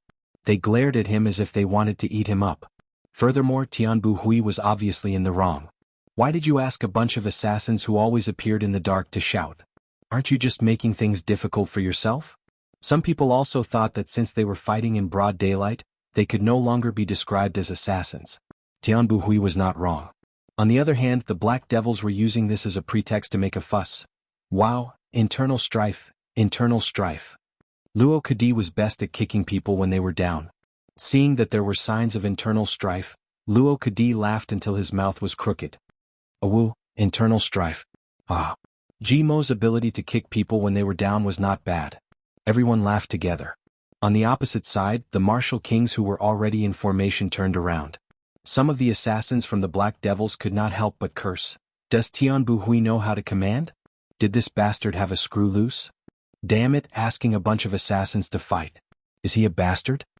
Tian Buhui's handsome face was swollen with anger. He knew that there was no point in trying to explain the situation. He could only start the battle quickly. Only then could he slowly get rid of this feeling. He waved his flag and shouted, "Go! Kill them all!" Almost 1,000 people from the opposite side immediately rushed over with a rumbling sound. Good timing. Chu Yang shook his hand and took out a red cloth. He tied it on his head. More than 100 people also took out red cloth and tied it on their heads. Kill them all. Chu Yang shouted, "They have finally come out. I thought that they would not dare to come." More than 100 people roared and followed behind Chu Yang. They rushed out like a gust of wind. Kill.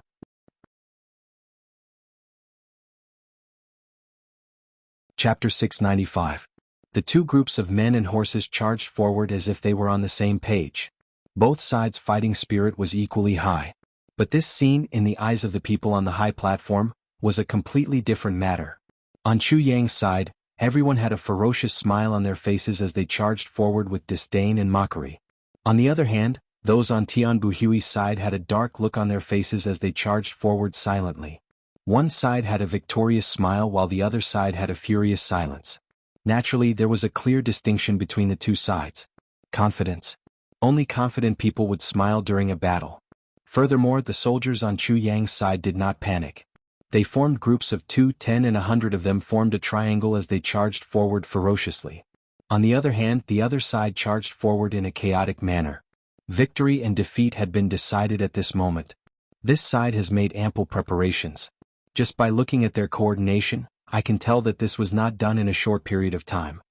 The white-bearded elder praised. The others nodded silently. However, the strength of both sides is about the same. Even if they win, it will be a Pyrrhic victory.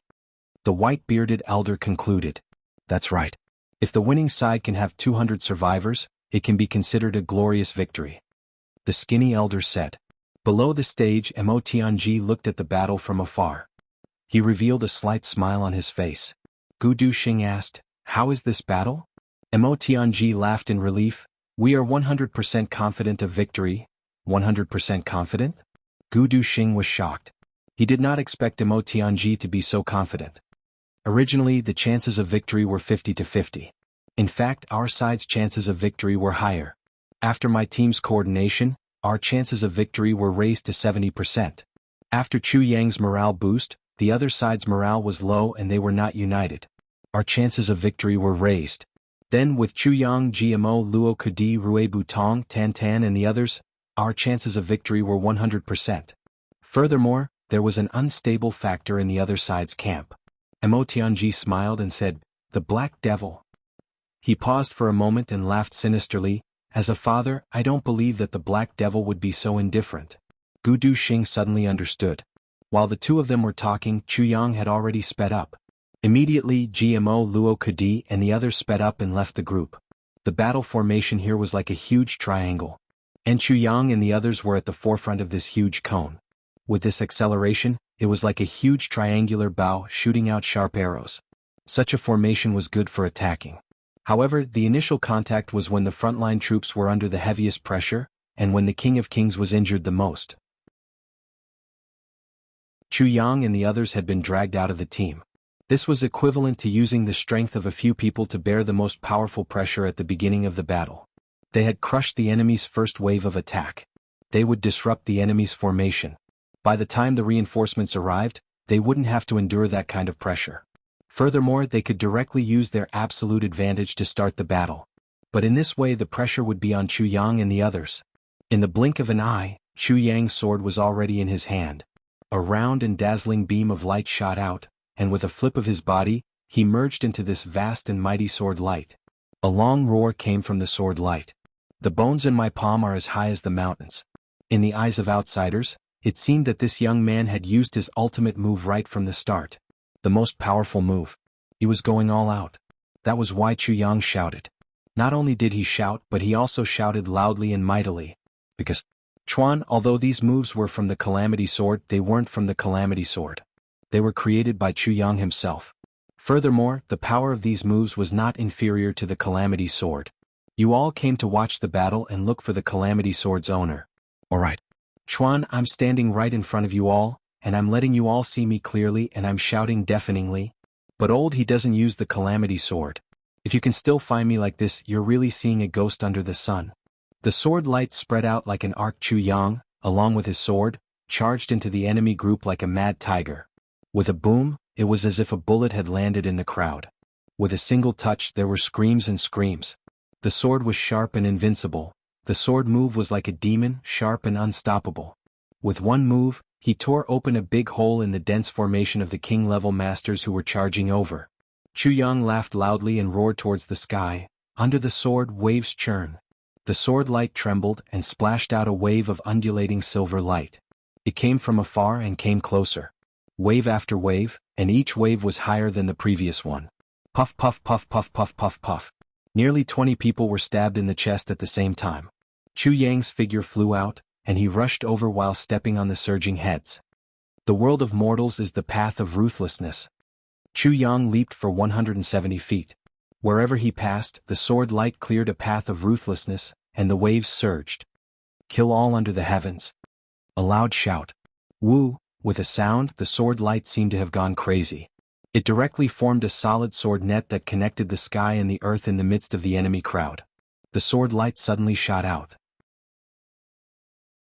Just as Chu Yang shouted and made his move, everyone noticed his ferocity, especially the people from the big clans.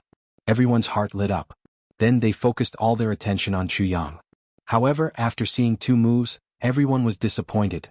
This young man's sword move is strong and it's obviously his trump card, but it's not the Calamity Sword. This young man is a talent. But he's not the Calamity Sword master. Since he's not, let's all turn our attention away. GMO and the others also started to shout crazily when Chu Yang launched the third move. The world of mortals is heartless. They rushed into the crowd from different directions. This was a disaster. Tian Buhui's alliance didn't have any king-level martial artists to begin with. Now that they were being attacked by the brothers, they were in a complete mess. Then the group of more than 100 people rushed over like a mountain. They collided fiercely. A gap had been opened. More than 100 people rushed into the enemy group like a flood, and they split up effortlessly and started to fight on their own. In just a few breaths, the entire battlefield had turned into a hell of human corpses. Heads flew everywhere and severed limbs flew everywhere. Blood splattered everywhere and everyone went crazy. Their eyes were bloodshot and they were slashing and slashing like mad demons. In this kind of battle environment, Mo Tianji's arrangement instantly played a decisive role. Every group of two people attacked at the same time, one defending and one attacking. The defense was watertight and the offense was impenetrable. The cooperation between the teams was even more amazing. Every time a team was in danger, with a whistle, the enemy would realize that the enemy in front of them had changed, and it was replaced by a few other people. GMO Huyan Albua Luo Kadi Ao Lai Yun, Xia Dan Xiong, Xia Dan Feng Tan Tan Rui Butong, and the others coordinated and made arrangements. If there was danger and their own people were in danger, they would rush there. This was the so-called battlefield firefighting team that Mei Tianji had arranged. When he made the arrangements, everyone felt that it might not be useful. Thousands of people were fighting. What's the use of arranging 7 or 8 people to fight the fire? But at this moment, in this extremely chaotic moment, they realized that the power of this battlefield firefighting team was simply shocking. Many of their comrades who were about to be killed by the enemy were saved by them. Many enemies who had the upper hand were defeated for no reason. Chu Yang turned into a huge sword light that was a crazy troublemaker. He went back and forth in the enemy's camp, from east to west and from south to north. He did his best to make the enemy's already messy camp even more messy. There was no way for him to launch a powerful attack. King of Hell Chu. A loud roar entered Chu Yang's ears. Chu Yang raised his hand and looked at her with his red eyes, only to see a Hamo soldier clad in black running towards him. Chu Yang's heart skipped a beat. With a sweep of his sword, he cleared out a space and went up to meet him. This black devil soldier rushed over with grief and indignation. He roared as his thin sword mercilessly slashed at the enemy in front of him. He rushed all the way to Chu Yang. With a clang, the two swords clashed. The black devil soldier's sword broke, and in the next moment, Chu Yang's sword pierced into his chest. It was so smooth that Chu Yang could not believe it. This person had already killed 3 or 4 king-level masters on his way here. How could he be so weak? This person's momentum did not stop. His entire body hung on Chu Yang's sword as he slid over. The tip of the sword came out from his back. His eyes revealed a quiet smile. When he was close to Chu Yang, he said in an extremely low voice, "King of Hell Chu, tell Dong Wuxiang that if he dares to bully my junior martial sister, I won't forgive him even if I become a ghost." Chu Yang's heart skipped a beat as he looked over. That person's eyes revealed a pleased and satisfied smile as he said, "This is a necessary price." "Yes." After that, his eyes gradually dimmed. Suddenly he struggled and said, "My name is Qin Ji. I've always liked you, but I've always... Chuan, I don't dare to. Chuan, I'm so happy today." Just as he finished speaking, he stopped breathing. The black mask slid off his face, revealing the face of a young man around 27 or 28 years old. At this moment he was smiling peacefully. Chu Yang's heart shook violently. He suddenly raised his head and looked in the direction of the Black Devil camp. There was actually some anger in his heart. "Black Devil, what are you doing?" From these few words he could hear a lot. Many of the king-level masters of the Black Devil camp knew about this battle. This person called himself Qin Ji. He was the disciple of the Black Devil. Qin Ji liked Imole, but did not dare to say it. Today he was here to send her off. But after he said these words, he was very happy in his heart. Why was he happy? "Tell Dong Wuxiang that if he dares to bully my junior martial sister, I will not forgive him even if I become a ghost." The despair of his love, the hopelessness of his love, the pain of his love. That's why he is so quiet today. Because everything had been resolved. And there was a price to pay. No wonder everything seemed to go so smoothly from the start of today's battle. Chu Yang was still wondering how the Black Devil would face today. Only now did he know that this Black Devil was actually so intense.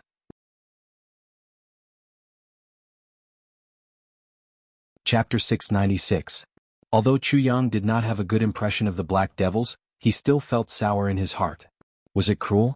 Was it cruel? No. Because the Black Devils had no other choice.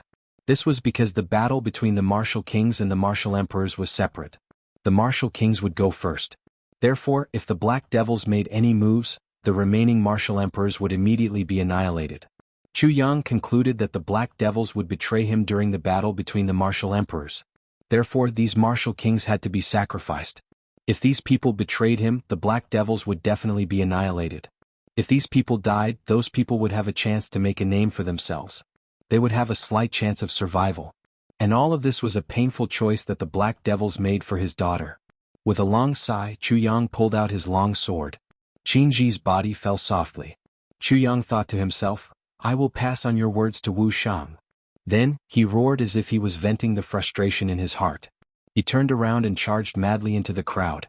Everyone was shouting about the fierce battle, so who would pay attention to such an insignificant scene in the millstone of flesh and blood? When the two teams came into contact, they saw that both sides were advancing. They were advancing madly.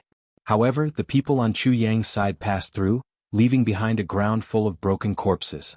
They occupied the other side's camp. As the other side charged forward, they became a pile of minced meat. By the time the two sides brushed past each other, they had already exchanged positions. The other side had more than 1,000 martial kings. Now there were less than 500 left.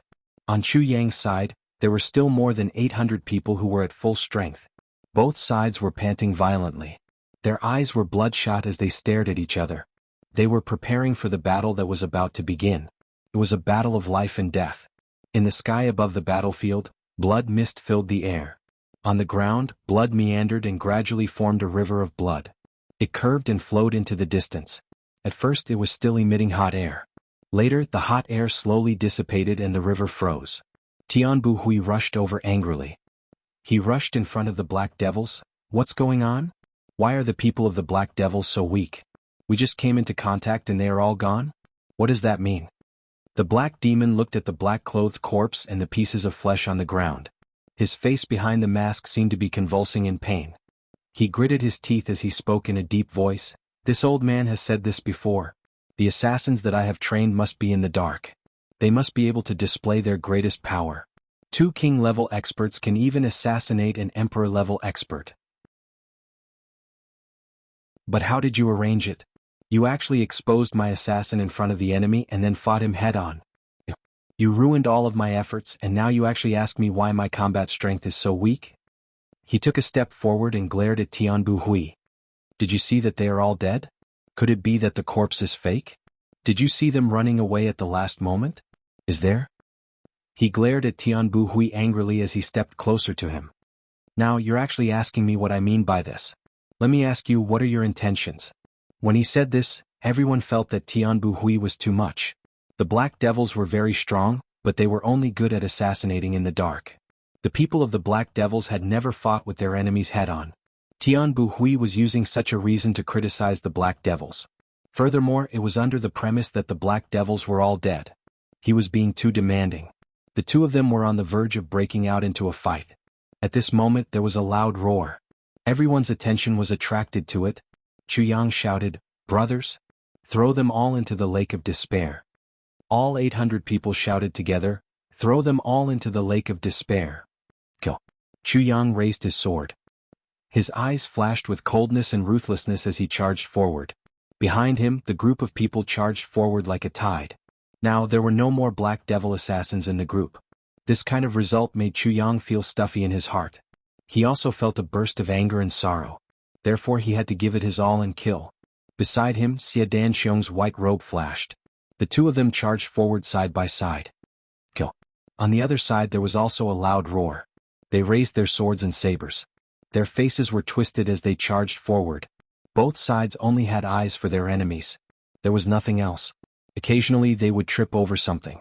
No matter whose corpse it was, they would kick it far away. Don't blame me. Maybe in the next moment I'll be like you. Lying on the ground with a broken body, I'll be kicked away. Chu Yang let out a clear roar. His sword roared as it flew up. He was about to kill. However, just as he was about to make his move, he realized that a bright flower had already bloomed in front of him. That flower was like a fairy. It flashed in the air. It flashed to the left, then to the right. In a flash it disappeared again. However, that flower was so beautiful that no one could bear to touch it. They couldn't bear to look at it. They couldn't even bear to think about it. The beauty of this flower had reached the pinnacle of this world. But what this incomparably beautiful flower brought was death. Because every time it flashed, every time it appeared, it was accompanied by a life. It was taken away while intoxicated by this flower. Every face that had been taken away by the flower still had traces of admiration and intoxication on them. It was as if they were willing to die under such a beautiful scene. It was intoxicating. Even in such a cruel battle, the appreciation of extreme beauty couldn't be erased. However, when beauty reached the pinnacle, it was darkness and destruction. After this flower flashed, blood would definitely flow. This was the flower of death. Viburnum flower. When the viburnum flower appeared, all other flowers would die. The power of the viburnum flower was truly displayed at this moment. This was a kind of cruel beauty. This was elegant cruelty. This was the ultimate kill of a gentleman. This kind of extreme beauty brought about extreme cruelty. Even the big clans and law enforcement officers were moved by it. Xie Danxiong finally unleashed the true power of the viburnum flower. Even Chu Yang was seeing such a massacre for the first time in his life. However, Xie Danxiong's face was calm and indifferent. With indifference to life, the viburnum flower continued to attack. It flew back and attacked again. Chu Yang thought in his heart, if Xie Danxiong can also smile as brightly and gently as the jade jasper flower when she makes her move, then perhaps that would be the ultimate. Although he thought so, his hands didn't stop at all. With a swing of his sword, Chu Yang attacked first. A white sword light danced in the air. Chu Yang flew through the air and landed at the densest part of the crowd. With a wave of screams, his sword swept across. Puff puff puff. 3 people were cut into 2 at the waist. 7 big men pounced on him from 3 directions. Chu Yang rushed forward. With 2 puffs, the tip of his sword cut through 2 big men's backs. Then it disappeared with a whoosh. With a sliding step, he moved to the right side as if he was dancing alone on the ice and snow. Swoosh swoosh swoosh. 3 heads flew into the air. 3 swords were broken in an instant and floated in the air as if they were weightless.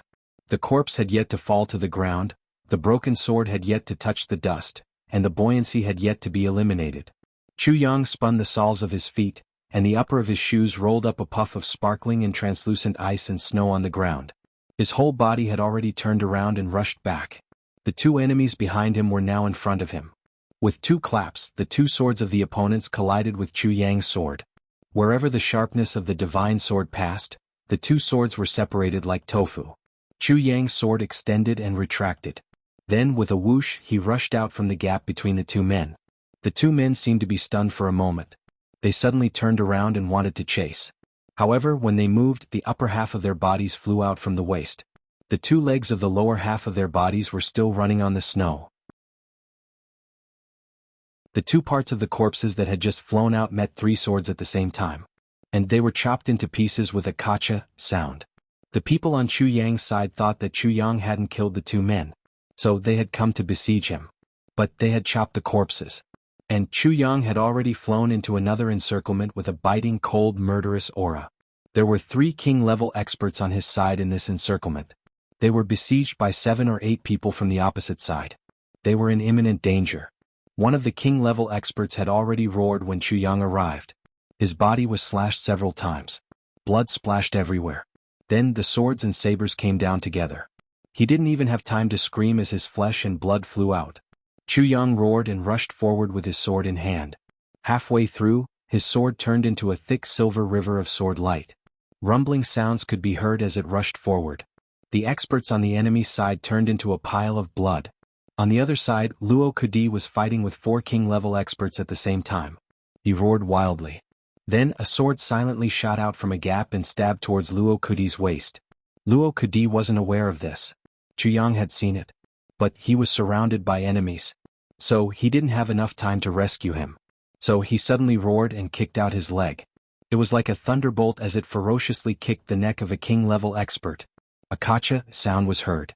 This king-level expert of the Tian clan didn't even have time to groan. His head was kicked out of his neck. Blood violently spurted out. His head spun like a meteor as it flew out like a lightning bolt. That king-level expert had launched a sneak attack on Luo Kudi. He was secretly happy that he had succeeded. But he suddenly felt something heavy on his wrist. He found that his sword had inexplicably pierced a person's head. He took a closer look and realized that it was his subordinate. He roared in grief and indignation. He then loudly asked, "Who is it?" However, Chu Yang had already cut off 3 heads with his sword. His entire body was bathed in blood as he stood in front of him. The 2 of them didn't speak. Instead, they fiercely slashed their swords. Bang! That king-level expert's sword broke. Chu Yang flew high up in the air and ferociously kicked him in the chest. That king-level expert was sent flying upside down like a shrimped shrimp. The 7 king-level experts of Chu Yang's side attacked him at the same time. They intercepted him along the way. Their swords and sabers ruthlessly fell on him. He had turned into a skeleton by the time he fell to the ground.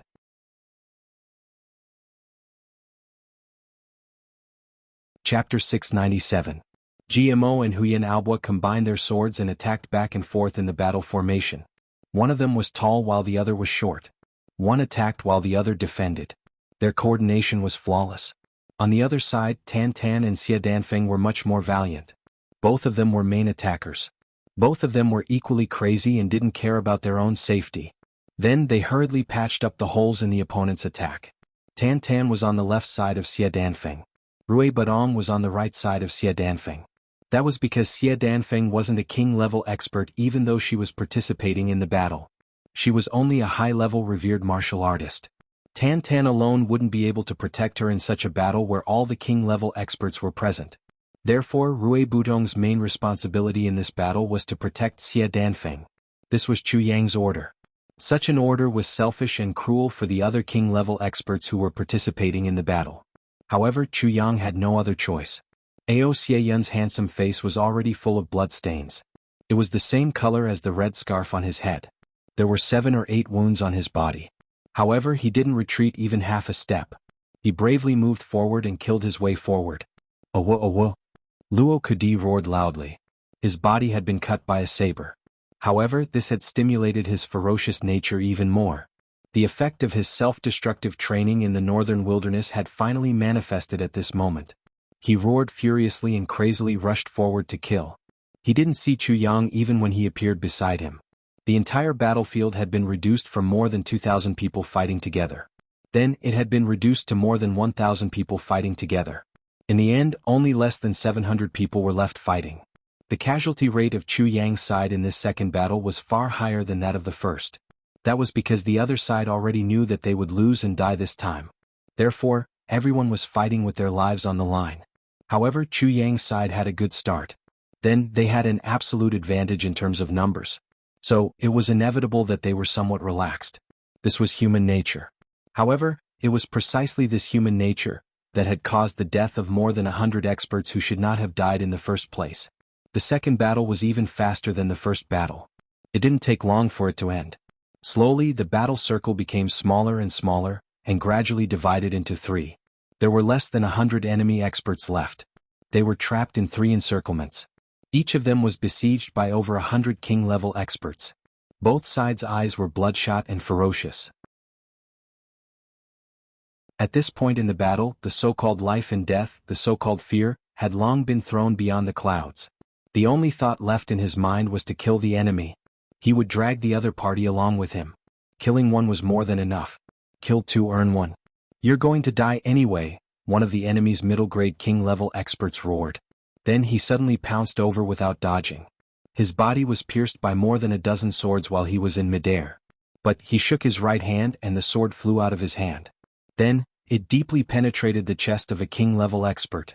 The long sword pierced through his chest, leaving a trail of blood behind it as it flew across the snowy ground. It flew for over 100 feet before landing on the snowy ground with a clang.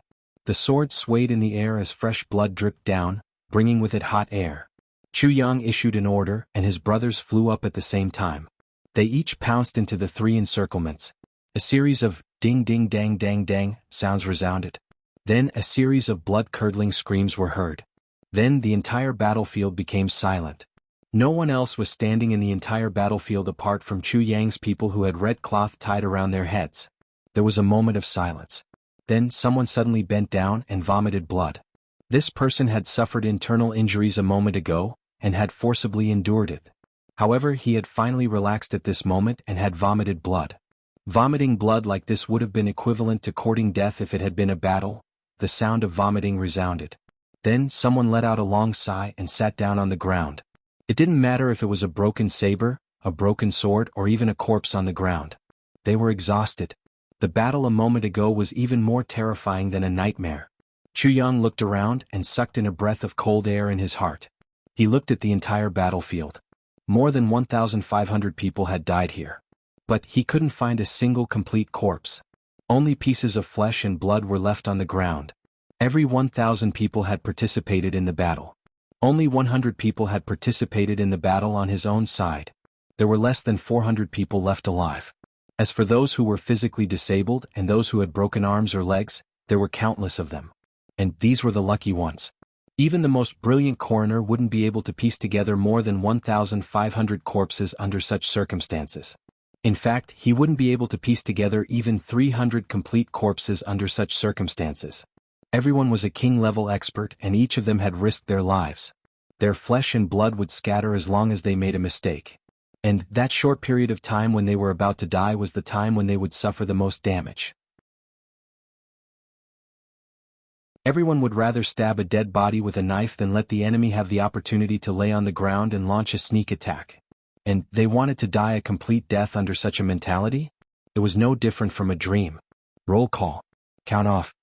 Chuyang stood in a depressed manner. Warm blood was still dripping from his hair. After counting, there were only 314 king-level experts on Chuyang's side who were still alive, including Chuyang and his brothers. Out of 100 people who had participated in the battle, 332 had died. The bloody fog on the battlefield hadn't dispersed yet. Everyone was facing this tragic scene and remained silent. Men, bring the injured and unconscious back to recuperate. The rest of you clean up the battlefield. Throw the corpses into the lake of despair. The blood vessels in Chuyang's eyes slowly faded away. Looking at the corpses all over the ground, he gritted his teeth. His cheeks clearly bulged. He took a deep breath of the bloody air, raised his head and let out a long sigh. Finally, he turned his head and shouted coldly. He gave a cruel order. Such a decision would undoubtedly be cold-blooded and cruel if it was in any other place. But here at the Lake of Despair, regardless of whether it was the corpses thrown into the Lake of Despair or the people who cleaned up the battlefield, it was a kind of honor, a kind of respect for the enemy. Only the victors could have the honor of cleaning up the battlefield. Only the corpses of heroes could be thrown into the Lake of Despair to accompany the heroic spirits of the past generations, under the witness of two supreme martial artists. This was the most honorable place in the three heavens regardless of life or death. Chuyang knew that the three heavens people thought this way, but when he said this, his heart was still in turmoil. He felt pity for them. This was because there were many people who had chatted with him just a day ago or even just a moment ago. When talking about this battle, he still remembered that bearded martial king of the Xia clan said straightforwardly, "My life was originally picked up. If I could die in the Lake of Despair, my life wouldn't have been in vain. Besides, my wife and daughter have been killed by the Ao clan. I have nothing to worry about. The sooner I die, the sooner I can be reunited." Now, this martial king was quietly lying not far away, with his body incomplete. How could Chuyang not hear the grief and indignation in his heart? The Ao clan master had compensated the few Ao clan masters for their sins. The few Ao clan masters and the mastermind behind them had all died. But his wife and daughter couldn't come back to life. In the end, he didn't take revenge with his own hands. But he couldn't take revenge anymore. Perhaps he only had one wish left, to be reunited. There was another person, the martial king of the Ao clan. Back then, when he was standing with Ao Shiyun, that skinny martial king had said to him in Ao Shiyun, "If you die in battle, if you can win and survive when you go back, tell my son not to practice martial arts for the rest of his life. Please give him a few acres of land and let him find a wife to farm." Now, that person was also lying there. Only his head was left. Even his body couldn't be found. Chuyang didn't know why he would feel this way. Why did he tell his son not to practice martial arts for the rest of his life? But he knew that this person, as a father, must have his reasons for saying this. Vengeance in the martial world, the intertwining of gratitude and grudges, added to the beauty of blood. But how much familial love was lost and how much common life was missed? "I will help you pass on these words," Chuyang said silently.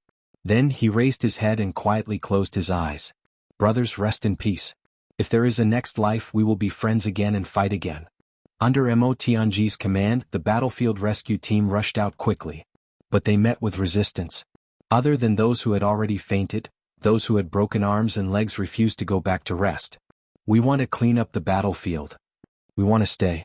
We want to personally send our brothers and our enemies into the Lake of Despair. We hope that they can live and work peacefully in the Lake of Despair. There are no grudges in the Lake of Despair." Faced with these people's stubbornness, the battlefield rescue team could only choose to move the unconscious people away and return silently. Everyone seemed to be carrying out a solemn ceremony. They gathered the corpses on the ground regardless of whether they were enemies or allies. Then they carried the corpses in pairs and walked towards the Lake of Despair. Their expressions were so solemn, so respectful and so sorrowful. Just a moment ago they were still fighting with their lives on the line, slashing viciously at their enemies. In the blink of an eye they had become like this. It was as if they were mourning for their loved ones. They were heartbroken, respectful and nostalgic. Such a scene, such a change in mood, seemed abrupt. It didn't seem right. But everyone present, including the great clans and those who held the law, felt that this was how a real man should behave.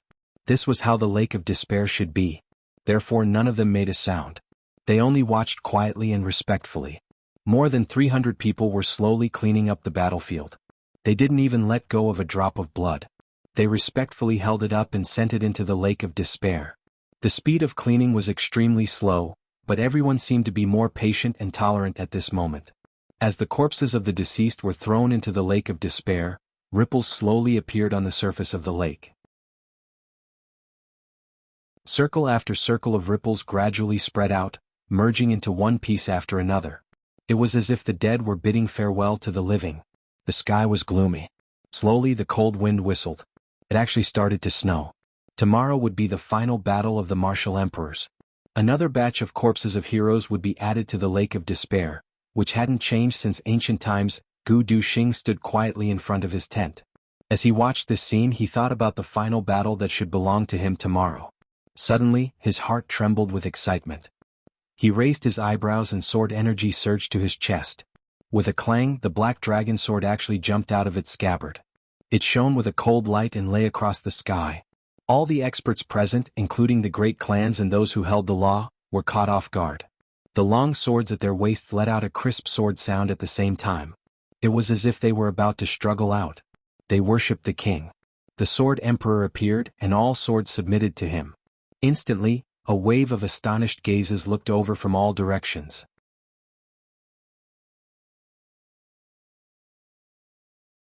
Chapter 698. That night, Gu Duxing stood alone in front of his tent. He didn't move at all for the entire night. Heavy snow fell from the sky. Gu Duxing quickly became a snowman. However, he seemed to have entered a strange state. He didn't care about anything around him. Chu Yang sat quietly about 70 to 80 feet in front of him. He didn't say anything and didn't move. Soon he also became a snowman. Behind him in the tent, under the flickering candlelight, Mo Tianji held a book in one hand and read it quietly. Gmo Luo Kadi Dong Wushang Rui Butong Tan Tan Xia Dan Xiong Ao Xia Yun, and the rest sat quietly in different parts of the tent. Their eyes seemed to be open and they were all resting. However, an invisible aura spread out from the tent and faintly formed a large circle with Chu Yang outside. It shrouded Gu Duxing, who was immersed in his epiphany, and protected him inside. Gu Duxing's state was very rare. It was a crucial stage on the path of martial arts. He couldn't be disturbed by anyone. Therefore, all the brothers acted as his protectors without prior agreement. They didn't sleep for the entire night. They weren't the only ones who didn't sleep for the entire night. It was as if the members of the dominant clans had discovered a treasure. They were also observing Gu Duxing's side from all directions. Even the enforcers were waiting quietly. Tian Buhui didn't do anything. He was warned by the enforcers. Before the battle between martial emperors begins, no one is allowed to act rashly. This warning was obviously biased towards Gu Duxing. Tian Buhui was so angry that his stomach almost exploded. The enemy was breaking through right in front of him, but he couldn't disturb him. What kind of logic was this?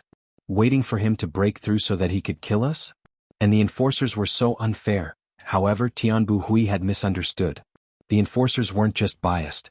The sword sovereign. He was rare even in the upper three heavens. He was a legendary existence. There were many martial monarchs and martial saints in the dominant clans. However, how many of them were called sword sovereigns? One had to know that each of these large clans had tens of thousands of years of heritage. Didn't they know how powerful sword sovereigns and sword sovereigns were? How could they not nurture them? However, after 10,000 years, how many had they nurtured? Not to mention that it was actually a sword emperor who hadn't even reached the age of 20. Moreover, it was obviously not primary stage 1. The shock this brought to everyone was simply unparalleled. No matter who it was, being able to witness the process of a sword emperor's breakthrough was extremely beneficial. Yi Xiu praised in a low voice, "This little guy looks even more abnormal than my elder brother. My elder brother was already 22 years old when he broke through to the first stage of sword sovereign. This guy is obviously only 10 years old and definitely not 20 years old. And from the looks of it, he's about to break through to the second or third stage. What a monster." Although his voice was still feminine because he was whispering in a low voice, it was not coquettish. "Be quiet." The Yi clan's expert bodyguard beside him hastily reminded him. "I know." Yi Xiu rolled his eyes and twisted his waist. The guard immediately rolled his eyes and slapped his own mouth in regret. "Look at my mouth. I made him whine again." The people from the other aristocratic families didn't say a word. They just watched quietly, afraid that they might miss something. Even the cultivators didn't look away. Looking at the two people in the snow below, one sitting and one standing, and feeling the vigilant aura, everyone felt touched. If I break through to the next stage, will there be people protecting me like this? Chen Fei Chen's gaze flickered slightly. He looked at Chu Yang and Gu Duxing, who were already covered in snow, and said slowly, "In my life, I hate brothers like this the most. For people like this, it's good to have one friend. The others will naturally acknowledge you. But if you want to kill them for revenge, you must kill them all. If you let any one of them escape, there will be endless trouble in the future. If you kill one of these people, the others will give up all their goals in life. They will spend their lives with revenge as their ultimate goal. This is the scariest," Chen Fei Chen said indifferently. At the side, a bodyguard sighed and said, "The scariest thing isn't the person but friendship." "Nonsense," Chen Fei Chen said disdainfully, "this is a bunch of one-track-minded idiots."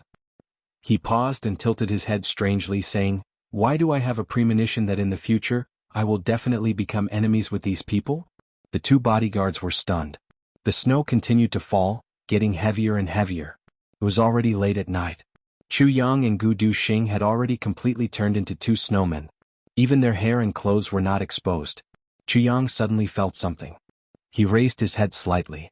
The snow fell for a while. He looked at Gu Duxing and closed his eyes again. Just now, he suddenly felt that the place where Gu Duxing was originally standing had suddenly lost Gu Duxing's aura. It was as if Gu Duxing had suddenly disappeared from this world. But at a glance, Gu Duxing was clearly still standing there quietly. When he closed his eyes, he felt that there was still an emptiness there. Unity of heaven and man. The white-bearded cultivator's face was solemn. He said seriously in a low voice, as if he was afraid of waking up Gu Duxing, who was in this state. But in reality he was almost 3,000 feet away from Gu Duxing.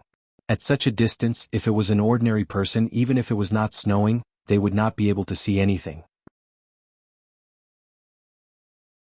After a while, a lonely and desolate aura suddenly spread between heaven and earth. But in this lonely aura, it seemed to be filled with traces of concern, traces of reluctance. It was as if a person who was at the peak of the world was looking at the world in endless loneliness with pity and reluctance. Because there, he was concerned about it. What is going on? This is obviously contradictory. Ling Han Shui's beautiful eyes revealed a puzzled look. Since it is the lonely swordsman, there is Gu Duxing. How can he still enter such a lonely state? This was the doubt that everyone had. But although they did not understand, everyone already understood. Everyone was experienced and knowledgeable. How could they not feel that even if there was concern, the lonely swordsman was still the lonely swordsman? So this Gu Duxing sword was still the lonely sword emperor. This was also the sword intent of this sword emperor. Everyone closed their eyes and tried to understand the heavenly Tao of this lonely sword emperor. Even if they could not understand it, they could understand some of the aura and comprehend it. Loneliness filled the air and spread far and wide. When it filled the entire world, it suddenly retracted and disappeared without a trace. Did you break through? The white-bearded wielder opened his eyes and sighed regretfully. I didn't get anything. No. It was not a breakthrough. It was still a breakthrough. Then he was shocked by what he saw. Another long silence. Gu Duxing once again fell into a state of emptiness. It was already 4 o'clock in the morning. Suddenly, a mysterious feeling spread out endlessly. And this time, every expert who tried to understand this state hurriedly retracted their divine senses. Their hearts were filled with lingering fear and shock at the same time. Because when they came into contact with this state, they quickly felt that they had forgotten everything. Yes, forgotten. It was as if in such a state, everything in their past had quickly disappeared from their memories. And Gu Duxing, who was standing there motionlessly, seemed to be floating at this moment. He had forgotten everything and forgotten everything. He had forgotten this heaven, forgotten this earth, forgotten this world. A sword intent seemed to have been forgotten by the world. It was wandering aimlessly in the sky. Wherever it floated, sword energy would fill the sky. How is this possible? The white-bearded cultivator stood up in shock. How can a sword emperor comprehend two completely different sword intents at the same time? Not only him, the others also opened their eyes in shock. Many people stood up. They did not know that this was the sword intent that Gu Duxing had comprehended after the battle with Tu Qianhao. Unruffled emotions. Unruffled emotions, great technique. Now Gu Duxing was in a state that even he could not grasp. But, The spiritual power that he had displayed could be regarded as the great technique of unruffled emotions that Tu Qianhao had spent his entire life researching in his previous life. If he could release this kind of concept at will when he was conscious, then he would have reached the point where he would have some achievements. Suddenly, Gu Duxing's body trembled slightly. In the snow-covered land, a wisp of melancholy, loneliness, endless desolation, and ethereal silence gently came out, a sword across the sky, towards the peak. Life is saved. Turning around, it is empty. Where is the world? A soulmate is rewarded. When I want to look back, I have already forgotten. The white-bearded cultivator's eyes shone brightly. His hands trembled slightly. His white beard fluttered and trembled as he listened to this poem. Perhaps this was a sword technique. He seemed to have felt Gu Duxing's state of mind. As a saint-level expert, he was the only one who was qualified to interpret these 4 lines of Gu Duxing's sword technique. But after he interpreted them, this saint-level expert felt even more depressed. A sword across the sky towards the peak. As a sword emperor, there was nothing else other than the sword. A sword emperor was originally so lonely. This sentence sounded very heroic, but in fact, it was the state of mind of a lonely swordsman. But the next sentence clearly went from the realm of loneliness to the realm of being free and easy like flowing clouds and flowing water, yet at the same time, it was also a realm of frustration. No matter how hard one works, victory or defeat will become nothing in the blink of an eye. This was contradictory to the previous sentence. Since everything became nothing, then what was the point of working hard? So, it became an exploration of life and a passive one at that. Where is the world's soulmate? This sentence clearly changed. His state of mind had changed 7 to 8 times in these 3 sentences. How could he cultivate to be a sword emperor with such a complicated state of mind? This sentence was obviously filled with disappointment, loneliness, and desolation. But in fact, if one listened carefully, one could tell that this sentence was indeed somewhat proud. And where is the world's soulmate? It was not that there was no soulmate. When I want to look back, I have already forgotten. This sentence had completely entered the state of forgetfulness. But it was also, when I want to look back. Then why do I have to look back? So, although I have forgotten, I am still me.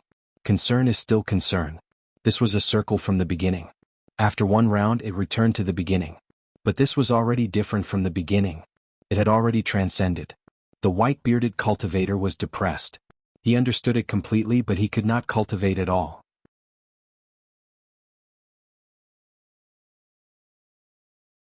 Chapter 699. No wonder people say that the realm of a sword sovereign will never be repeated. Every sword intent would only belong to a single person. This person's death will be the end. Even after billions of years, there will never be a repeat. The white-bearded enforcer mumbled, I see. It's really so. It seems like today's battle will be a solo performance by this sword sovereign. No wonder people say that a sword sovereign needs a sacrifice to achieve a breakthrough. And this sacrifice must be a great loss of life. The next moment, Gu Duxing let out a clear roar and shook violently from the pile of snow on his left. The pile of snow on his left suddenly exploded and half of his body was exposed. A solitary sword aura was emitted.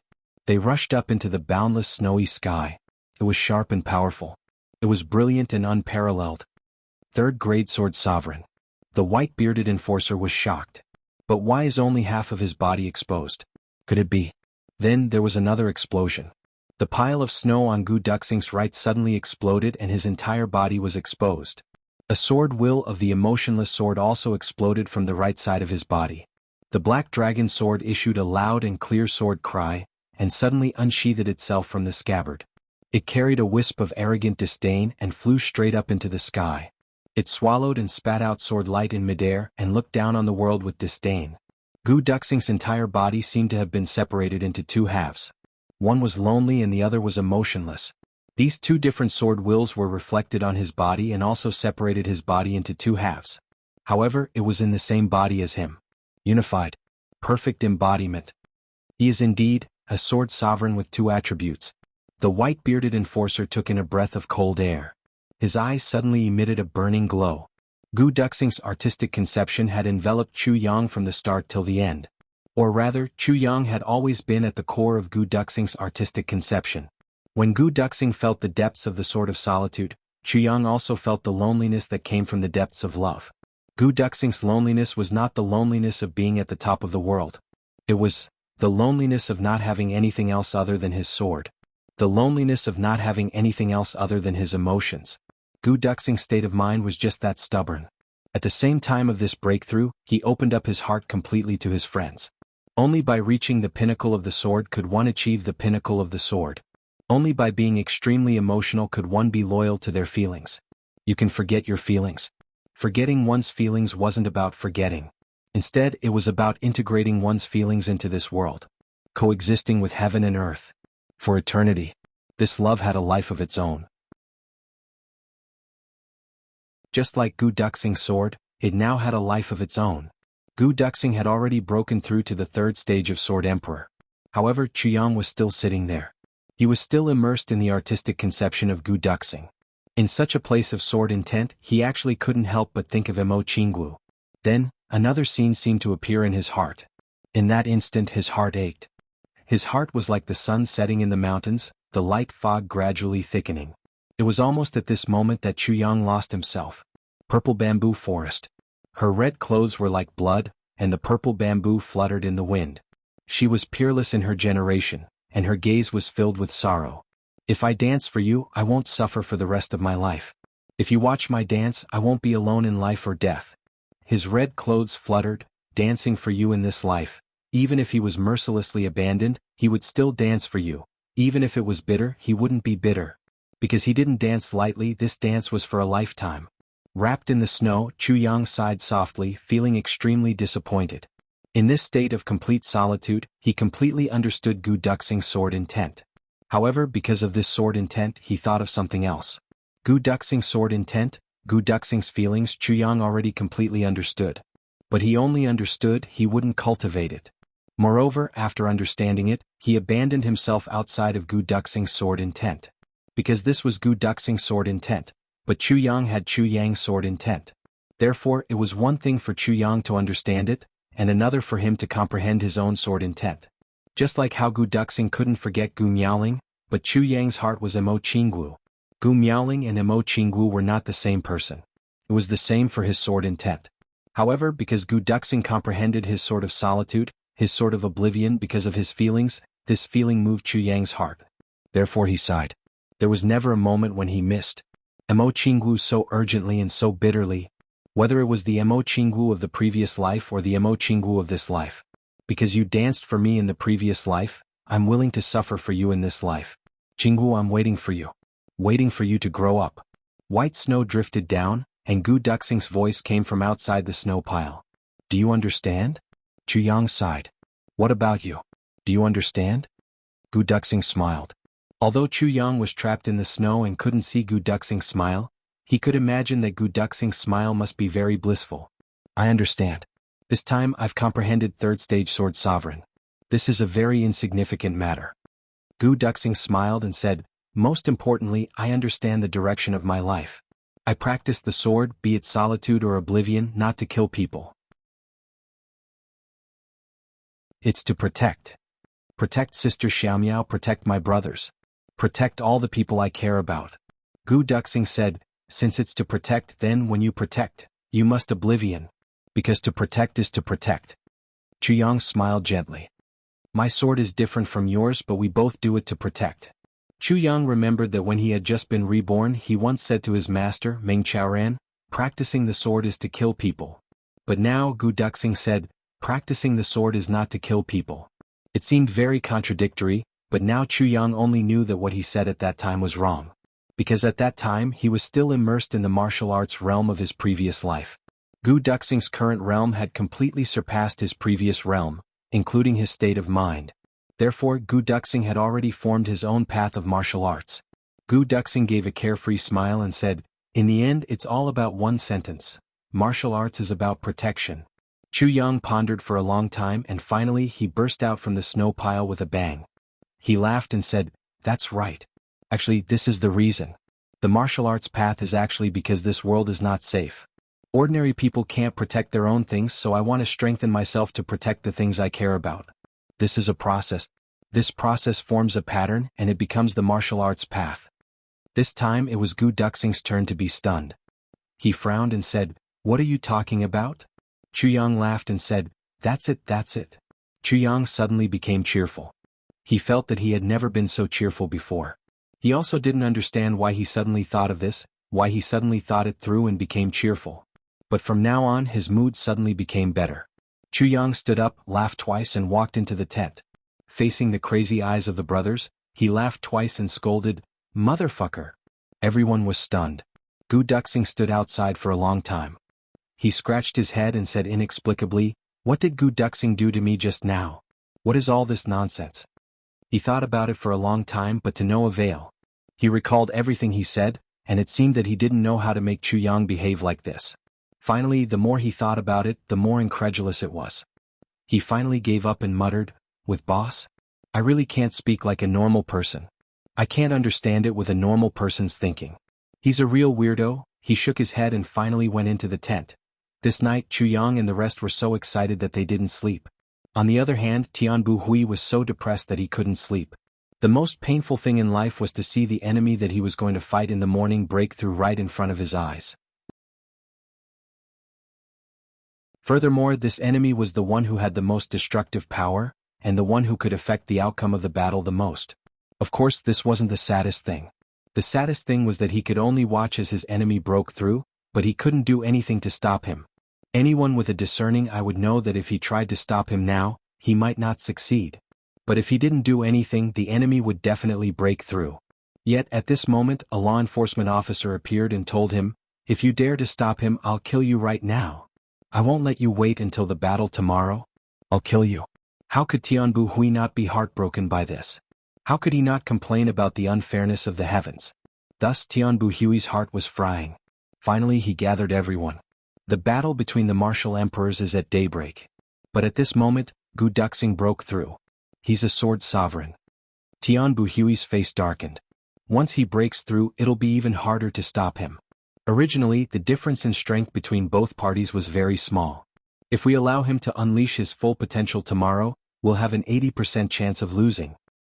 In the battle between the martial emperors, we've lost all our martial emperors. If the battle between the martial emperors happens, we'll lose all our martial emperors again. Then even if we win, what can we do? Tianbu Hui smiled viciously. In this battle, the elites of the upper three heavens will all be buried. Perhaps, in the end, only one of us will be left, the martial saint from the Shi clan from the upper three heavens. Everyone was silent. Such a thing could really happen. Because the final victor would have to kill all the losers. This was the rule of the battle at the Lake of Despair. The losers couldn't leave the mountain.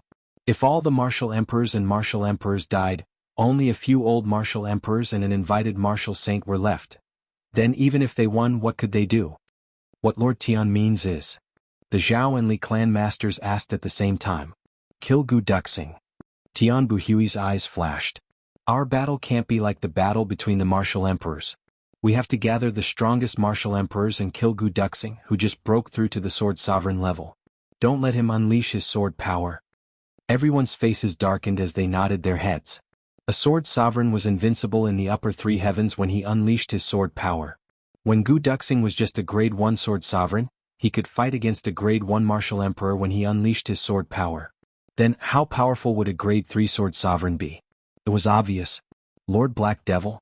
You're the most experienced when it comes to assassinations. What do you think about this? Tianbu Hui straightened his body and asked seriously. This chapter started at 7:30 p.m. last night. 13 hours had passed. I'm really devastated. I should have just written about the battle. It's so good to write about the battle. I don't have to think about it. I just have to shout a few times and kill a few people, but I've spent 13 hours writing this. Although I've sent it to all of you, I'm still not satisfied. This fucking torment. I've only spent 20 minutes writing about Tianbu Hui. This means that I've been tormented for 12 hours by the things I've written. You're tuning in to the Han Li's Wuxia Adventures YouTube channel. We're so grateful for your support, and don't forget to subscribe to join us on this incredible journey through captivating stories. Your generosity through donations truly makes a world of difference, as it's the primary source of revenue that allows me to expand and enhance this channel for you. Thank you from the bottom of my heart for being a part of this adventure.